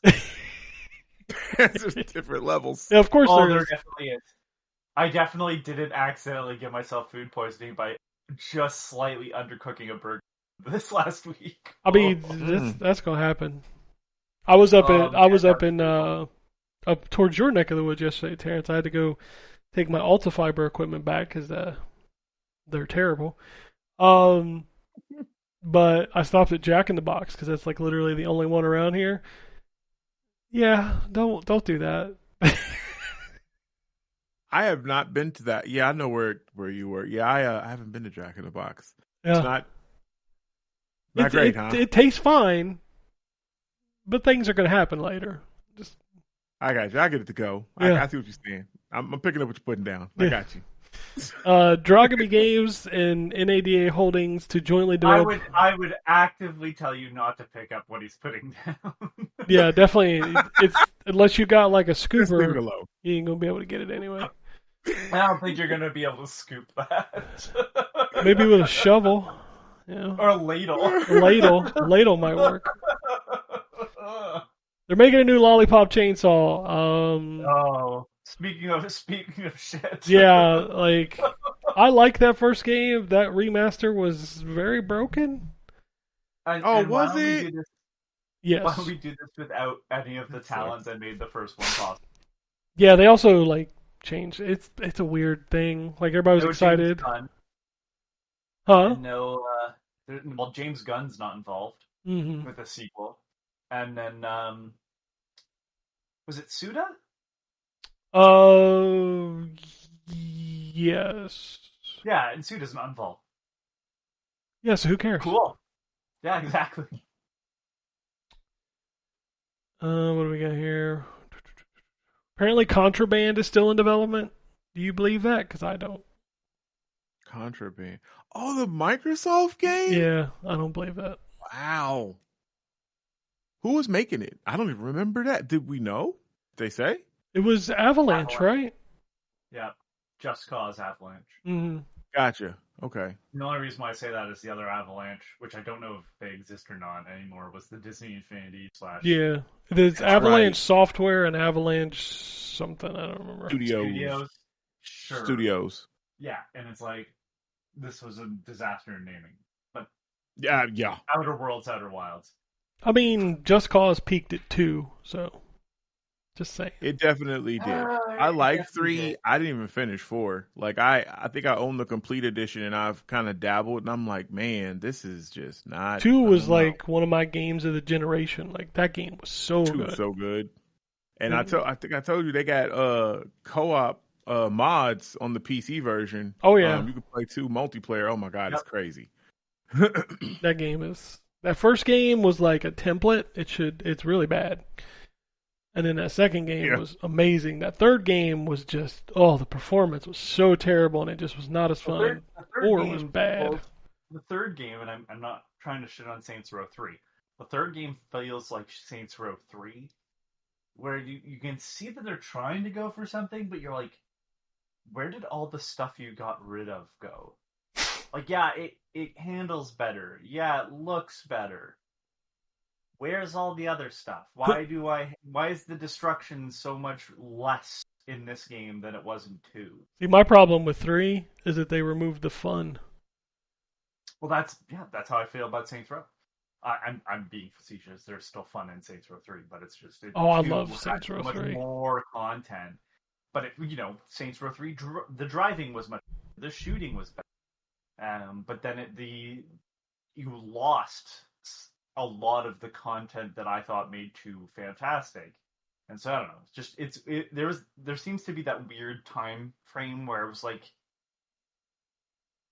the third game in the series was not what it should have been. Yeah. All right. There's a special announcement supposedly coming on July 22nd from Saber Interactive. Can we get that Turok date? That'd be cool. Oh yeah, I forgot. They're doing a lot. Like Saber got a lot of shit going on. I'm curious as what this could be. Yeah, I don't know. How did anything Warhammer related? Oh, man, can we stop with Warhammer for a little bit, please? Can we do Actually, something you know else? what? Are they doing the No. John Carpenter's game? Who's doing that? I don't know who's doing it, but I wish it would not be done. Well, the reason I say I think they might be close to talking about that is I got something for like a alpha test or something like that in my email. I didn't fill it out because I. Let me tell you what's going to happen with the John Carpenter game. It's going to take 3 years to come out. It's going to launch, and it's going to close in 6 months. You're welcome. I mean, you're probably not wrong because that's the pattern, the trend This is that one we of see. those asymmetrical. Yeah, it's a horror like game. We're Yeah. done. We're done. You don't even I have think to it's like even- Left 4 Dead. Still, the I same think. principle. Yeah. Oh, cool. So it'll be just as good as Back for Blood. Yeah, exactly. Yeah. Yeah. Oh, they are doing it. Yep, I bet you that's what the announcement is. Oh, well, then They are I doing lost Baku all Commando. enthusiasm. Just give me my Turok release date, please. John Carpenter deserves better. Anyways. He does. But I bet you that's what the announcement is. They have that Jurassic Park Survival. Yeah, where's that? Like, Star I want to play Wars. that. Yeah, actually, I do. I want to play that too. The Knights of the Old Republic remake. That's The never coming out. Avatar Diesel Airbender Jurassic game. Park game 2. Is it the what? What'd you say? Oh, my bad. Like the Vin Diesel star in the Jurassic Park Survivor. That's Ark. Survival. Oh yeah, I know, that's the joke. right. The That game was. we're never getting because it was announced at an Xbox. Come on now, kid. Hey, it's so crazy to me that they announced Arc 2. We ain't seen shit about it other than the fact that Vin Diesel damn sure doesn't look like that character in that trailer anymore. And these people have put out Arc, what is it? Survival Refreshed or whatever, which is just the remaster of the XS version. Yeah. Of Arc. And they just dropped like brand new DLC like this week, like water-based DLC. And I'm like, what the fuck is going on at Studio Wildcard? Like, what? money laundering. And God damn it, I wasn't gonna say money laundering, but you're probably right because that's that company, Atlas. Yeah, I bought Atlas. Really, Atlas they ain't done shit with. Really, I know. We really fucking got you there, bud. Definitely did. They got you because you shouldn't have bought that shit. Just saying. No. But then they were selling DLC for Ark was done, and it's like, what the fuck is this company? Yeah, it's got to be money laundering. It's got to be. Arc. Yep. There's an Arc animated cartoon. Dude, you remember when they made there's a mobile Arc? There's a kids Arc. That's the Pixar. That's the Pixar Arc. Where he talking about fucking man, what is going on over here? Like, is Arc 2 ever gonna come out? Like, no. What? I don't think it is. I don't think it is. Anyway, go ahead. Sorry, man. I didn't mean to go on that tangent. Rumors that Call of Duty Black Ops 7 will reportedly launch on Friday, November 14th, if you care. That's the day after my mom's birthday, but... Oh, well, that's a more important date. Yeah, for sure. What do we got here? From Software is deep in development on an unannounced multi-platform project codenamed FMC. What do you think FMC From Software. Okay. And Microsoft killed their movies and TV store, so there's no more digital purchases as of July 18th. Bitch didn't even give you time. Like, they just closed it that day. You can continue to watch your previously purchased and personal videos on the app. Sure, the internet acted rationally and fine about this. I think it's funny that anybody even made a comment, because, like, who the fuck uses Microsoft Movies? Bro, I don't think I've ever bought anything on Microsoft Movies. I think I have when they had, like, a $5 movie that was Movies Anywhere. But only if it was Movies Anywhere. Yeah. What are we doing? Oh, and also, according to Yves Guillemot, we'll bring him back up, in a shareholder meeting, there's a new Ghost Recon game in development.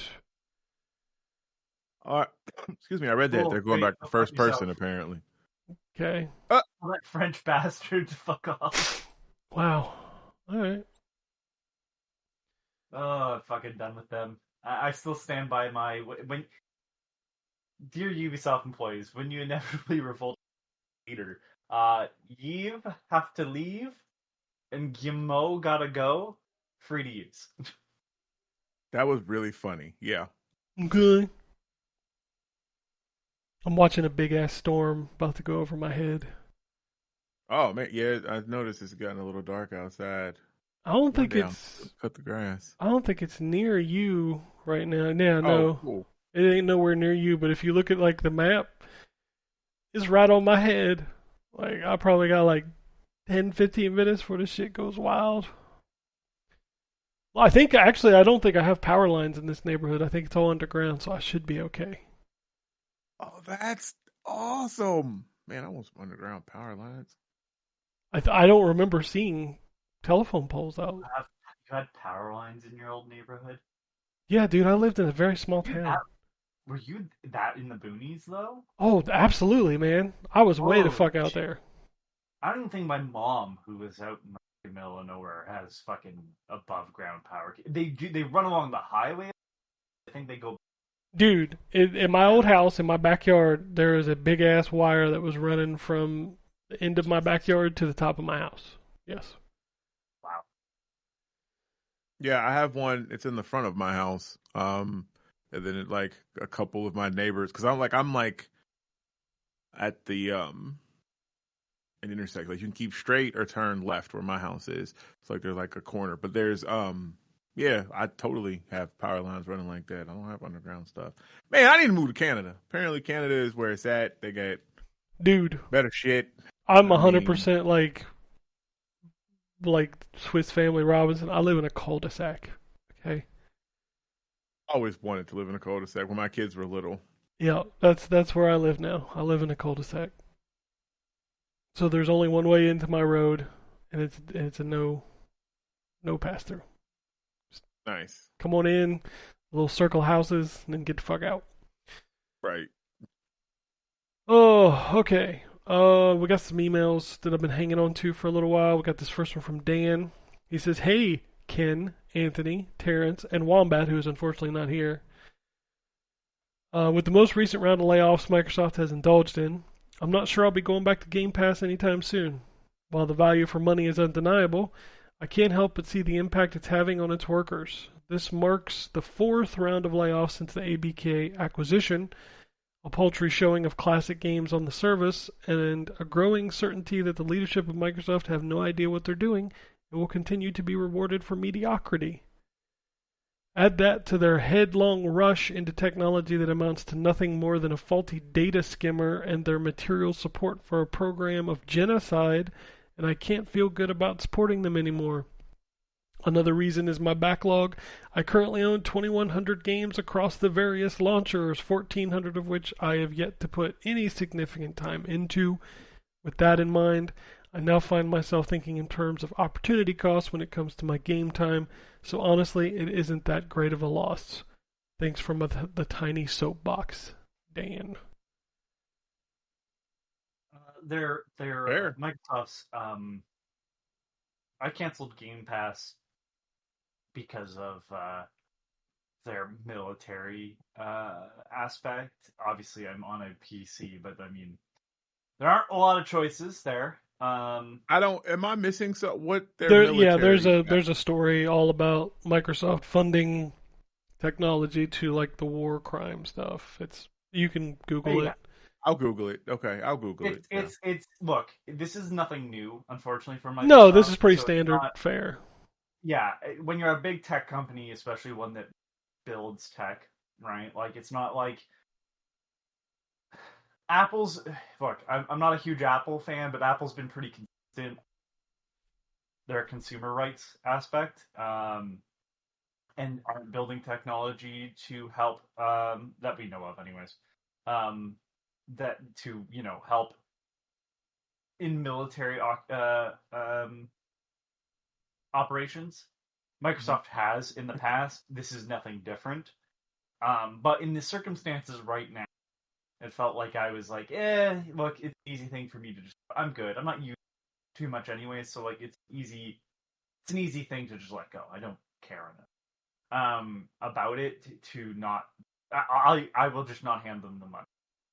That being said, the problem with Game Pass entirely is that it does make money. Just Microsoft is being shitty.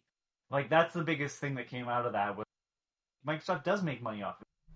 Look at that. Everybody that says they don't make money off of it, they do. It's actually profitable. People that say they don't make money off of Game Pass are just idiot fanboys. But basically, the proof came out, and the point was that it is profitable. It doesn't matter. That is not why they're letting people go. No, I think that's the shittiest part of it. No, right? Game Pass has nothing to do with that. No. And this has been the consistent thing, and I think Tango Gameworks was the biggest example of how shitty fucking Microsoft is in their games division right now. Where it's like all they do is want fucking amazing games, and then a studio puts it out, they fuck that studio, they don't do any advertising, fucking shadow drop the game to let it die, essentially. And it's a critical darling, and then they fucking let the team go. Now, that team has been picked up, but God knows what's happened there because we haven't really heard. And that's expected. I'm not angry with the publisher that I can't remember which one it was. It wasn't Tencent, I don't.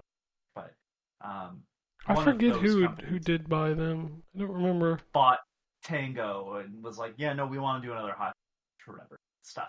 And it's like, yeah, you're not going to hear from them for a while anyways. I'm sure that there was staff members that quickly tried to scramble to get another. So, but it's just, it's that type of thing where I'm just like, I can't, like consistently, they're shit. Like, as much as Sony isn't great either, or Nintendo, it's like, it was a long time coming before they let go most of their it was a lot of not producing content, and I don't think that's the studio's fault when they let go the studio. So it's not perfect, but it's like, Jesus Christ, you can make a great game and be fucked up, which is just impressive because they've held on to the fucking and I get it, we just talked about how Halo 5 and Halo 4 made money, but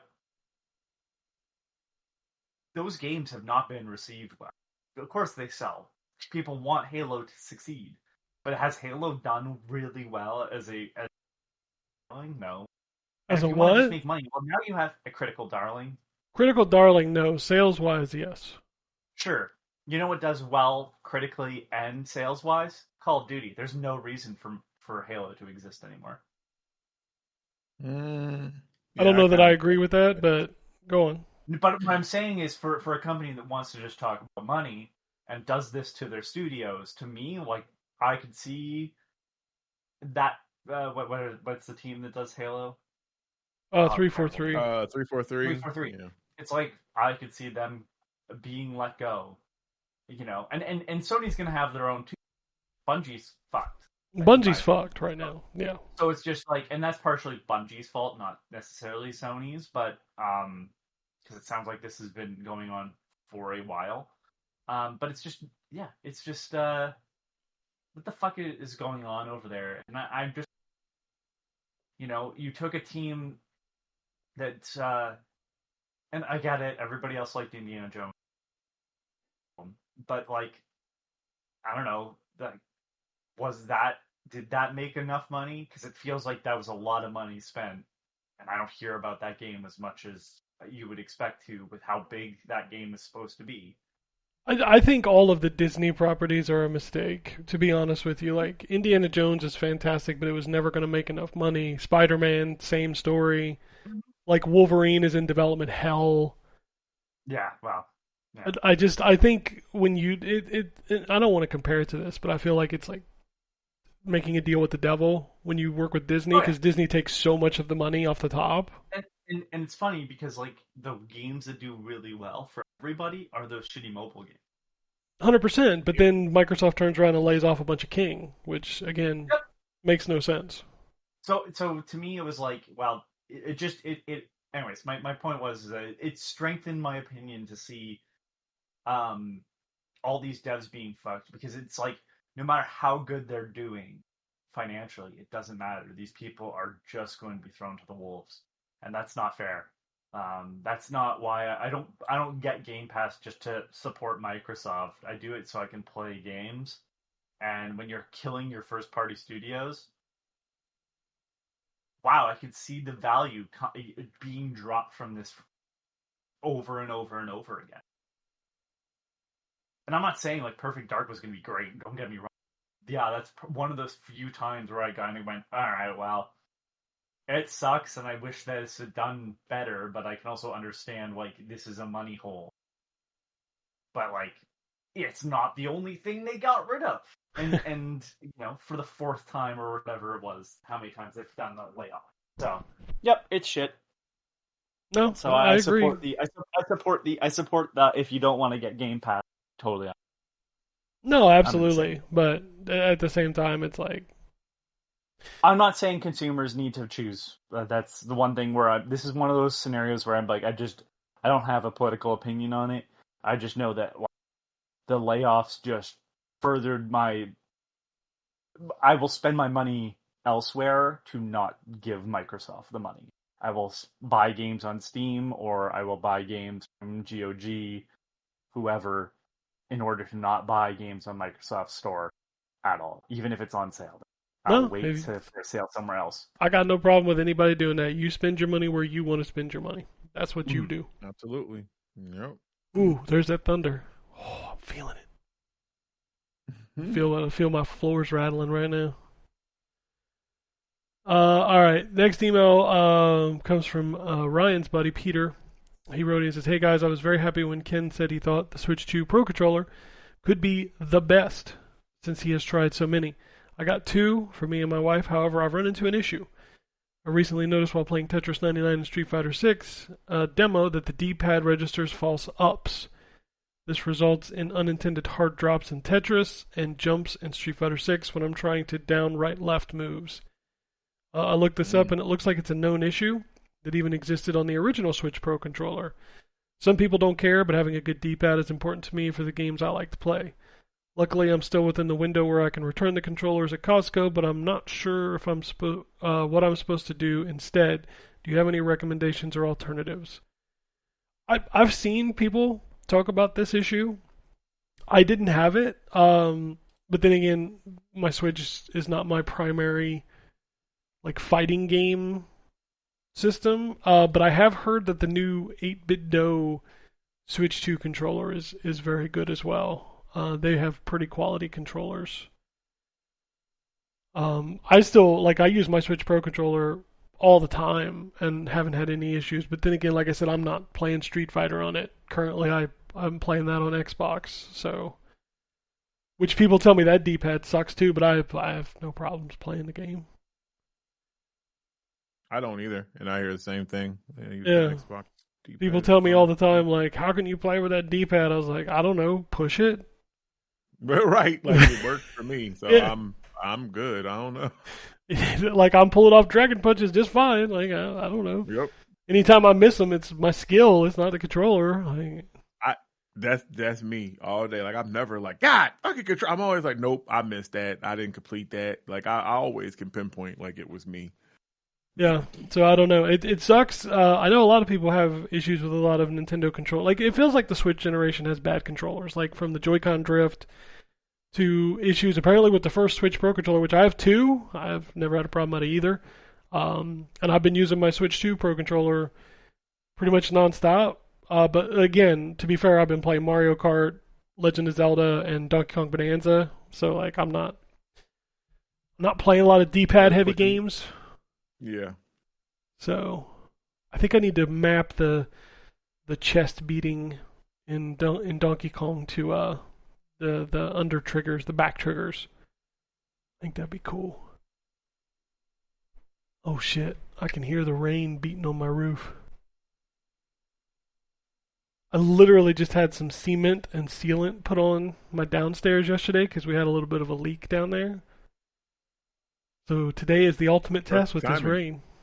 I was about to say, yeah, we're about to put it to the test. Yeah, he literally just laid that cement yesterday. He's like, put a little water on it in the next couple of days. Well, here we go. I'm about to put a lot of water on it. Fuck.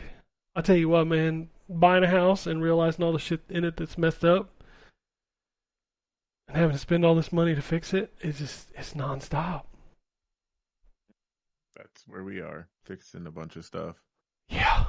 I'm We're fucking... not, like, even close to being done. Oh, we're not either. Like, dude, I'm not even going to touch my pool this year. Like, not even going to touch it.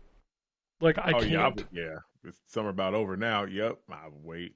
Yeah. It's going to cost me a fortune to get that thing cleaned and up and running. And I'm like, I've still got the back deck that I've got to get fixed. I've got some people coming to do some stuff in the basement. We want to get the floors refinished. Like, there's just so many things. And every time it's like, oh, how about a big old I got to get my downspouts fixed.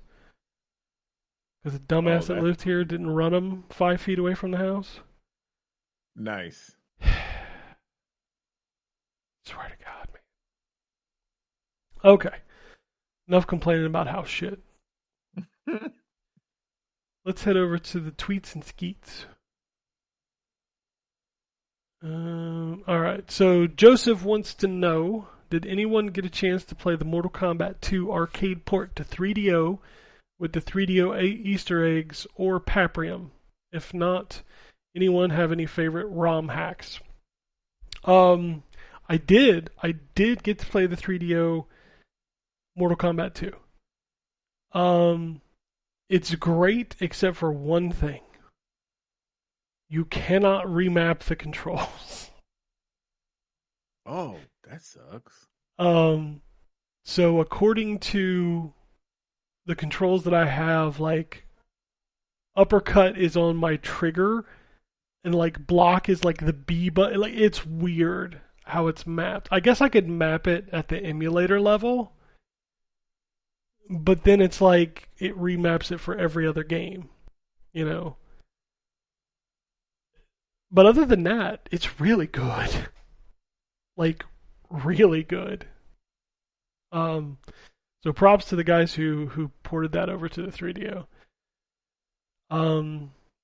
I have not played Paprium. I don't even know what it is. And as far as ROM hacks go, Paprium was a beat 'em up by the same people who did. Oh, is this that Genesis game? Yes. Okay, I know. Okay, I know I think what it it is actually now. exists. Hold on. I think it exists as no, it is. Yeah, it's just a Genesis. Um, I remember this now. some people have a copy of it. I don't. There's Somebody dumped cartridges the out there, ROM right? recently. Yes. Okay, And there was a big thing of how you wouldn't be able to dump the ROM because it's got so much custom stuff in it or whatever. sure. And somebody just dumped their ROM recently because I remember seeing that on Reddit because they were like, "Fuck it, these assholes have not." So it was a Kickstarter, I think, by Team Watermelon, which is the Pierre Solar guys. And Pierre Solar they sold on like every console they could. That even had a Um, Sega CD version, didn't it? yeah, Yeah. yep. So yeah, Paprium was kind of in development for like a decade or more, and people still don't have their cartridges. So that's the reason why somebody was just like, "Fuck it, it's just we're dumping the ROM because I'm Fair. not going to allow other people to get ripped off. You're not fulfilling orders. Now people can play." I have not played it myself. I have heard it's good. But boy, if you want to fucking read a what the fuck scenario with that game, like there's a lot of weird history with that game, and it only had like I think it was like gone for a while, and then right before cartridges started getting released in like 2020, because it was 8 years before after the Kickstarter, I want to say, because I think it was 2012. And right before people started getting their cartridges, maybe, because I don't even know when the cartridges started going out, there was like a release party, but the game seemed unfinished. But then when the game actually got to people, they said it was really good. It's a fucking weird, I don't know what the fuck type of. I don't even know all the details. It's so fucking bizarre. I've only picked up some through osmosis. As soon as it became sort of clear that it was maybe a scam, maybe not, I was like, you know what, there's been too much of this because I think that was around the same time the Amico was, or we had just come off of the Coleco Chameleon Oh, I and was remember going that. into the Intellivision and it's just like, what are we doing? Why is there so much like bullshit around like retro gaming and stuff like that? Um, as for ROM hacks, mine has to be the one that turns Super Mario World Into a what? into a Metroidvania. Oh, okay. Like it's pretty impressive. Like they link the level. It's not the original levels. They link all the levels into like a cohesive map. That's, I mean, translations are always my favorite ROM hacks, but that one's probably my favorite where it like does like a lot to the game. So To go back to the Mortal Kombat 2 on the 3DO, so one of the things that I forgot that's super cool is they took out the babalities and they added what are called, I think they're called realities, and it's based on 3DO stuff. So like when you do it, it changes your opponent into a 3DO character. So like there's That's Way of the neat. Warrior characters in there, and like the guy from PO'd, it's fucked up. Man, that thing is so cool, and it plays a different sound when you do the finishing move. It's fucking hilarious. Do you have any favorite ROM hacks, Terrence? I don't do a lot of ROM Oh, I do hacks. not. No, yeah, I don't either. Yeah, I never got that deep into that. Everybody that likes Mortal Kombat 2 should check out that 3DO port. It's really cool. uh, another one that I have not played myself, but I've watched a little bit of it. Somebody turned Pokemon into like they hacked Pokemon and now it's all Mario. The Mario enemies. I thought that was pretty cool. Um, a lot of the ROM hacks you're gonna find are like, because those are like big changes. Um, there's a bunch of quality of life ones. Like there's a couple for Super Metroid that I like because I so like you can find ones where people have sort of gone and changed the controls of Super Metroid to be more like the Zero Mission controls, Sure. and stuff like that, which is a quality of life thing for me because I played those games before Super Metroid. Um, yeah, so it's is it Parallel Worlds? No, yeah, no, it's Parallel Worlds. Parallel Worlds is a I'm just double checking for Link. to the Past. I think it's Parallel Worlds. I think it's Parallel Worlds that you start off and like it's a Link to the Past, but they don't give you weapons right away. And so you have to do a dungeon where you are picking up pots and using those as weapons. It's very different. It was a very different pace for a ROM hack of Zelda, because usually you, but like no sword. They make you kind of go through and use the pot or use your That's pretty funny. and it's very difficult. So there's like an actual version where it fixes the difficulty spike in the beginning. There's quite a few. ROMhacking.net, which still is up, but it's just basically stuck in time now. It's still worth a run through to see some of the interesting ROM hacks out there. There's also one that's just ROM hacks for Super Mario World, which is quite interesting because people do ones where it's more of a puzzle levels, stuff like that. It's almost like Mario Maker. You can really cut through the chafe. Unlike Mario Maker, where you might just have to sit there and watch the level. The auto levels. Yeah. All right, Shogun's got a few tweets for us. He says, I took a few weeks off to only realize that the gaming discourse is destructive, driven by clickbait and misinformation, focusing on trivial matters instead of just enjoying games. Expectation versus reality needs to be checked on all sides of the conversation. That is a good way of saying that. Yeah. I think that he's right, yeah. He says, I hope to hear about Stop Killing Games on this episode. I would love to see the decommissioned games given to the Library of Congress. That way it's open to whoever, but these companies want to milk this IP forever. What games would you like to play that you can't play anymore? We didn't talk about Stop Killing Games. Anthony is about the only person who knows the innards of that thing.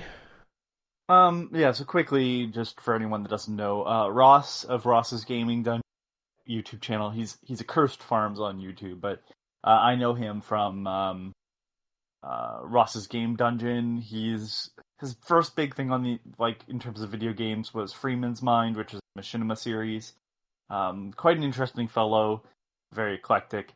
And someone who has actually been involved with preserving games. The episode I found him on was through Lazy Game Reviews, had linked it, said this is a great piece of video game preservation, so I watched the video, and it was just a DOS Pong clone, not Pong, a Breakout clone called Bip Bop 2, and Ross plays it, and he's like, well, where's Bip Bop 1? And they're talking about a Bip Bop 3, and so my shareware copy is literally just the center game, where's Bip Bop 1 and 3?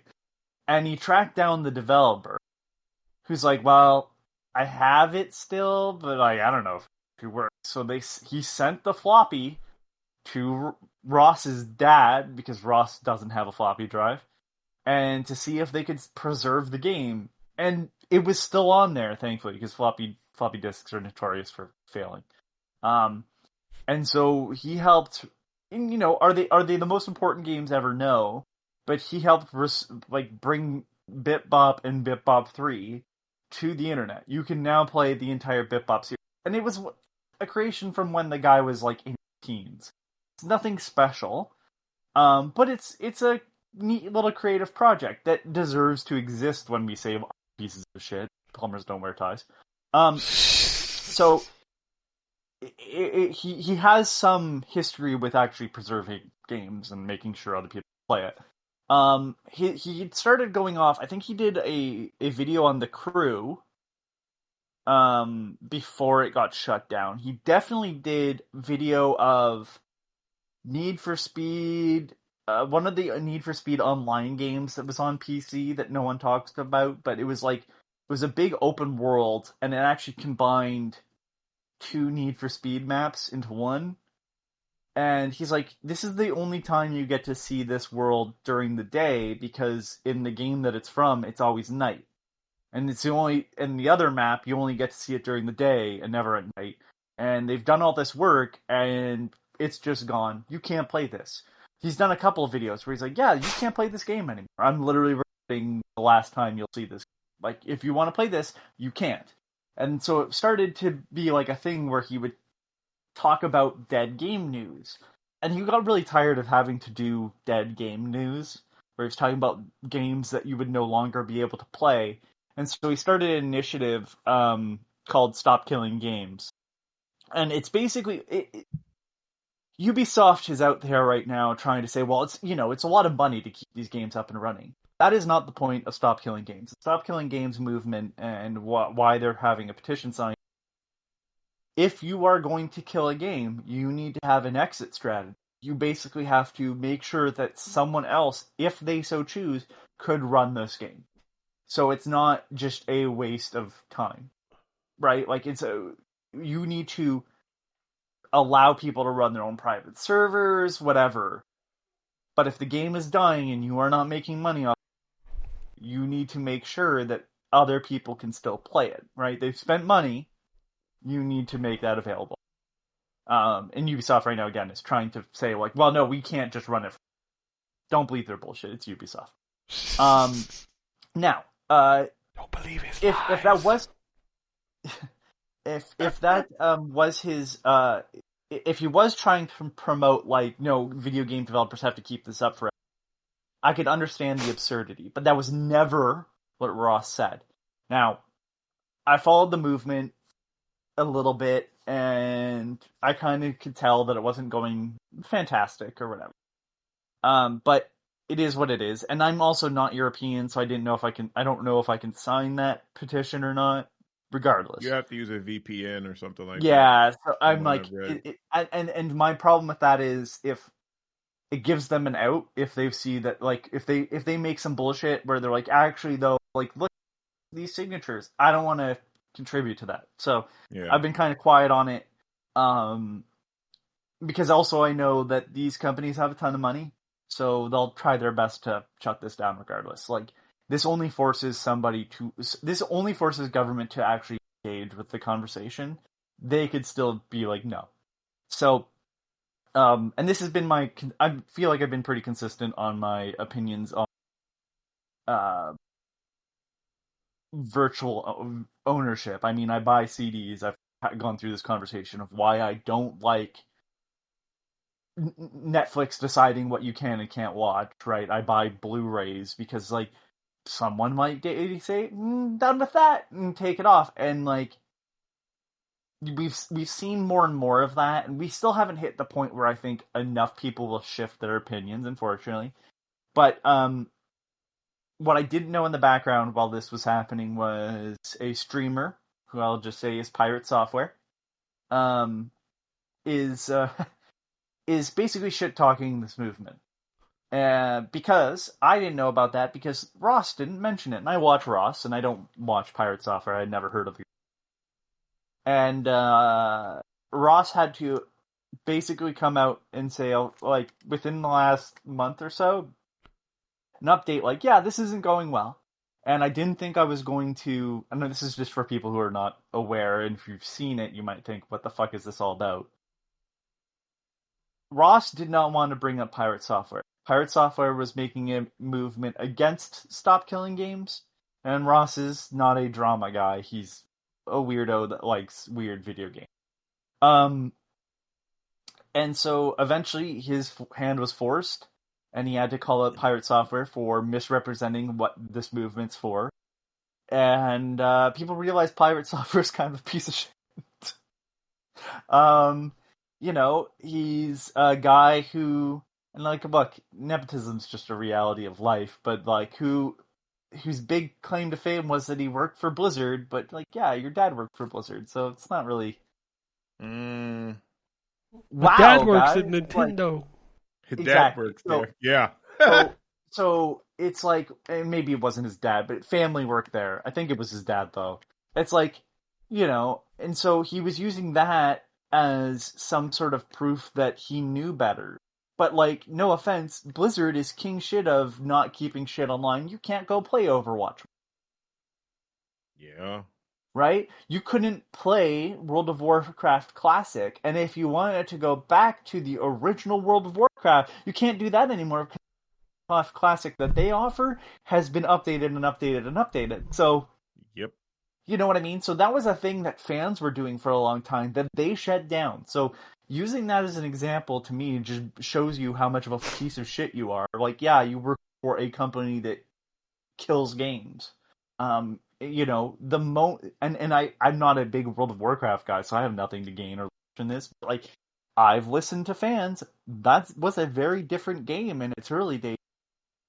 And if you're Oh, very updating much the so. classic version to be more and more like the current version, well, again, we're moving past the point that people enjoyed their time with. I think RuneScape fucking has a classic and a new version. You can't do that for World of Warcraft, anyways. And so, Ross called him out finally because he's like, I can't not say anything about this anymore. I didn't want to bring attention to it, but apparently that's not going to change anything.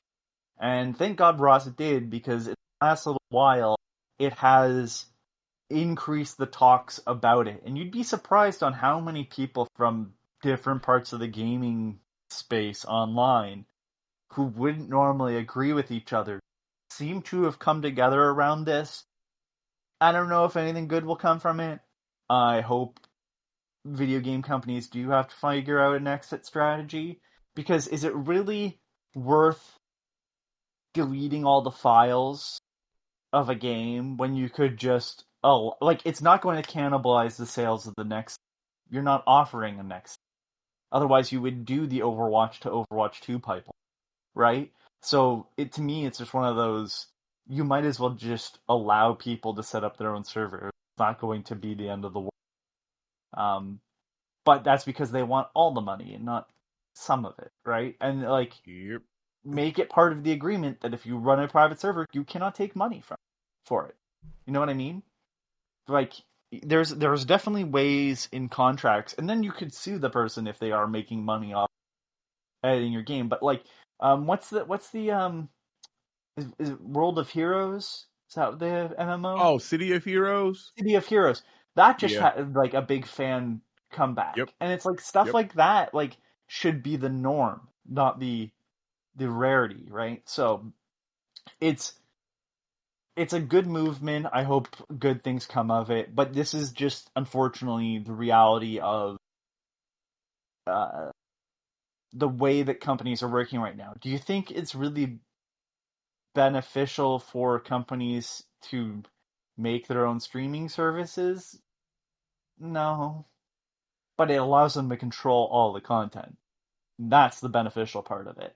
That it's not about, you can only enjoy it based on, because like a Blu-ray can be sold and resold and resold. You can't do that with digital content. And that's the and when you don't buy that digital content too, you can only stream it. Like that's just a power move. So it's all this stuff is just moves to have more power over their content. And products, and it's shit. So I agree with it. I mean, that's kind of the rundown. Like, you either agree with it or I'm not going to sway anyone. So I feel like it's a conversation I've said on this podcast too many times before. To kind of go back into it, I'll just be repeating myself. That was the rundown. If you like video games and want to stay around, at least when it's physical media, to quote George Lucas, I think if he had the destroy every copy of the Star Wars Christmas special. I mean, do you blame him? Right? And no, I don't. But at the same time, it's like, well, that's the reason why physical media exists, just so someone can't do that. So, anyways, stop killing games. One last tweet before we get out of here. He also says, "Has anyone seen Superman?" I have not, unfortunately. I have not. I have not. My kids have, and said that it is fantastic. So I want to see it. I just haven't. Dude, there's so much hate online from the Snyderverse. Yeah, they big mad. Well, maybe if they actually liked Superman, I would give a shit about their opinion. I just think it's fucking hilarious just how mad people are. it's one of those things where it's like I don't know that like tell me you've never read a Superman comic in your life. Um, if you want the Snyderverse back, like it just tells me you don't read the fucking and you know what? Here's the thing. Snyder, really good cinematographer, really understands Yep. symbolism in his framing. There's not a there. I think he makes visually stunning movies, even though they're a little too dark Absolutely. for my opinion. I wish he had a little bit more color. But like the actual motion and the slowdown and all that stuff, really good eye. He has a good eye for casting too. Like criticize some of his choices, sure, but like Ben Affleck as Batman, that's a pretty good. Before Ezra Miller, showed themselves to be a piece of shit. Not a bad idea for the Flash. Henry Cavill looks like fucking Superman, and he's great in Yeah. everything he is. He's a good actor. Like Ben Affleck's a great actor. These are people that do good work. And so and even the external movies he didn't direct, like you know, Margot Robbie as Harley Harley Quinn. Quinn, like the but the problem is that like fundamentally he doesn't he doesn't see the subtext in his work. And so yeah, Superman and Batman fighting, it's really cool. That's not why they fought in the original though. Like if you want to do that, you can take you can take your Batman and Superman toys and just kind of bash them into each other and you'll get the same response. You know, so it's nice to see that someone understands the comic books. And this is not a surprise because the guy who's directing Superman and is in charge of the new DC movie stuff, James Gunn, clearly read comic books because remember what movie he wanted to do for Marvel? Guardians of the Galaxy. Why the fuck would you ever pull that group is beyond me. And then to mix and match what members were part of it, like the original Guardians of the Galaxy were fucking weirdos. Mm-hmm. And his group was a bunch of weirdos, and he made you feel bad for talking raccoon. So, Yep. it's a guy who understands the comics and how to play around with them and change their history in a way that is unique, but not uh, removing what the important parts of the characterization is. Ego, his version of Ego, the Living Planet, is very different than Ego, the Living Planet usually is, Definitely is. Yeah. but it still works. It still works. Yep. And so my biggest issue with the Zack Snyder movies were they were kind of miserable, and I'm glad to see that like and edgelordy, and it's funny because I don't think Zack Snyder is edgelord. I think he does some edgelordy stuff in his movies, but he, from all things I've ever heard about him, is that he's like one of the nicest people, which is why he gets great people to work with him. He seems like a very genuinely nice guy. So it's just weird that his fan base are such shitheads. I don't Speaking get it. speaking of Ben Affleck, I watched a few movies this week. I watched The Accountant. I'd never seen it. I I need to don't know watch that that. one. That movie is fucking amazing. You need to watch it. Yeah. What is it I about? saw his It's sequel. about a guy who grows up with like Asperger's syndrome. Like he's got a lot of tics to him, and he grows up to Okay. be an accountant that like works for like really shady people, and he like murders a lot of people. It's you just got to watch it. Interesting. It's Have really you good. have you ever heard of the movie Chocolate? I've It's heard of it. a I've not seen it. it's a I don't want to say it's a kung fu movie. It's a martial arts film. There. Yeah. It's a martial arts film where the girl is learns she's autistic and she learns her martial arts from watching movies and she eats chocolate. That's the reason why it's called Chocolate. It's so fucking good. Holy shit. That movie doesn't get talked about enough. Um Oh my fucking god. It was so fucking amazing. There's a fight sequence, on the tops of buildings where like the air conditioners are. and stuff, and how there's sometimes like the metal walkways that kind of lift you up like 2 or 3 feet or whatever. Yeah. They have a fight sequence underneath that walkway. And so they're both ducked down, throwing like kicks and stuff like that, and they're like squished in this small area. It's fucking amazing. That's a movie everybody should watch. If you like action movies, watch. That movie is underrated. I'll have to check that out. Yeah. I also watched Sinners, which was really good. Okay. Without spoilers, what is Sinners? All right, It's a movie that takes place in the 30s. A little bit of racism going on with a horror element. Okay, that's all I needed to know, because I wasn't sure what that movie's been about. All I know is that the news came out that they took a bunch of costumes that were meant for the Blade movie. Oh, that movie ain't gonna get made. Holy shit. All right, last one, and then I got to get out of here. He also says, how about that MK2 movie trailer? Looks like they're going to have the freaking tournament this time. I hope that dude from the first movie gets killed off. I only really want Mortal Kombat people in the movie. Hey, me and you both, brother. I told them that. Like, yeah, he should die off in the first 10 minutes. We're good. It'd be like Mortal Kombat Annihilation, where they killed Johnny Cage in the first, 2 minutes of the movie. Yep, exactly. They should do Cole Young like that. Like, I appreciate you trying, but just get him out of here. Oh, that's it for this week. It's good to be back playing some video games. Looking forward to playing some more now that I'm kind of settled in. I still got a lot of work to do, so I'm not gonna have as much time, but I can finally maybe go back to Death Stranding. I've been looking forward to going back to that. If you want to send us tweets and skeets, you can send them to @ZTGD Radio on Blue Sky and the Twitter, or you can send us emails to podcasts @ZTGD.com.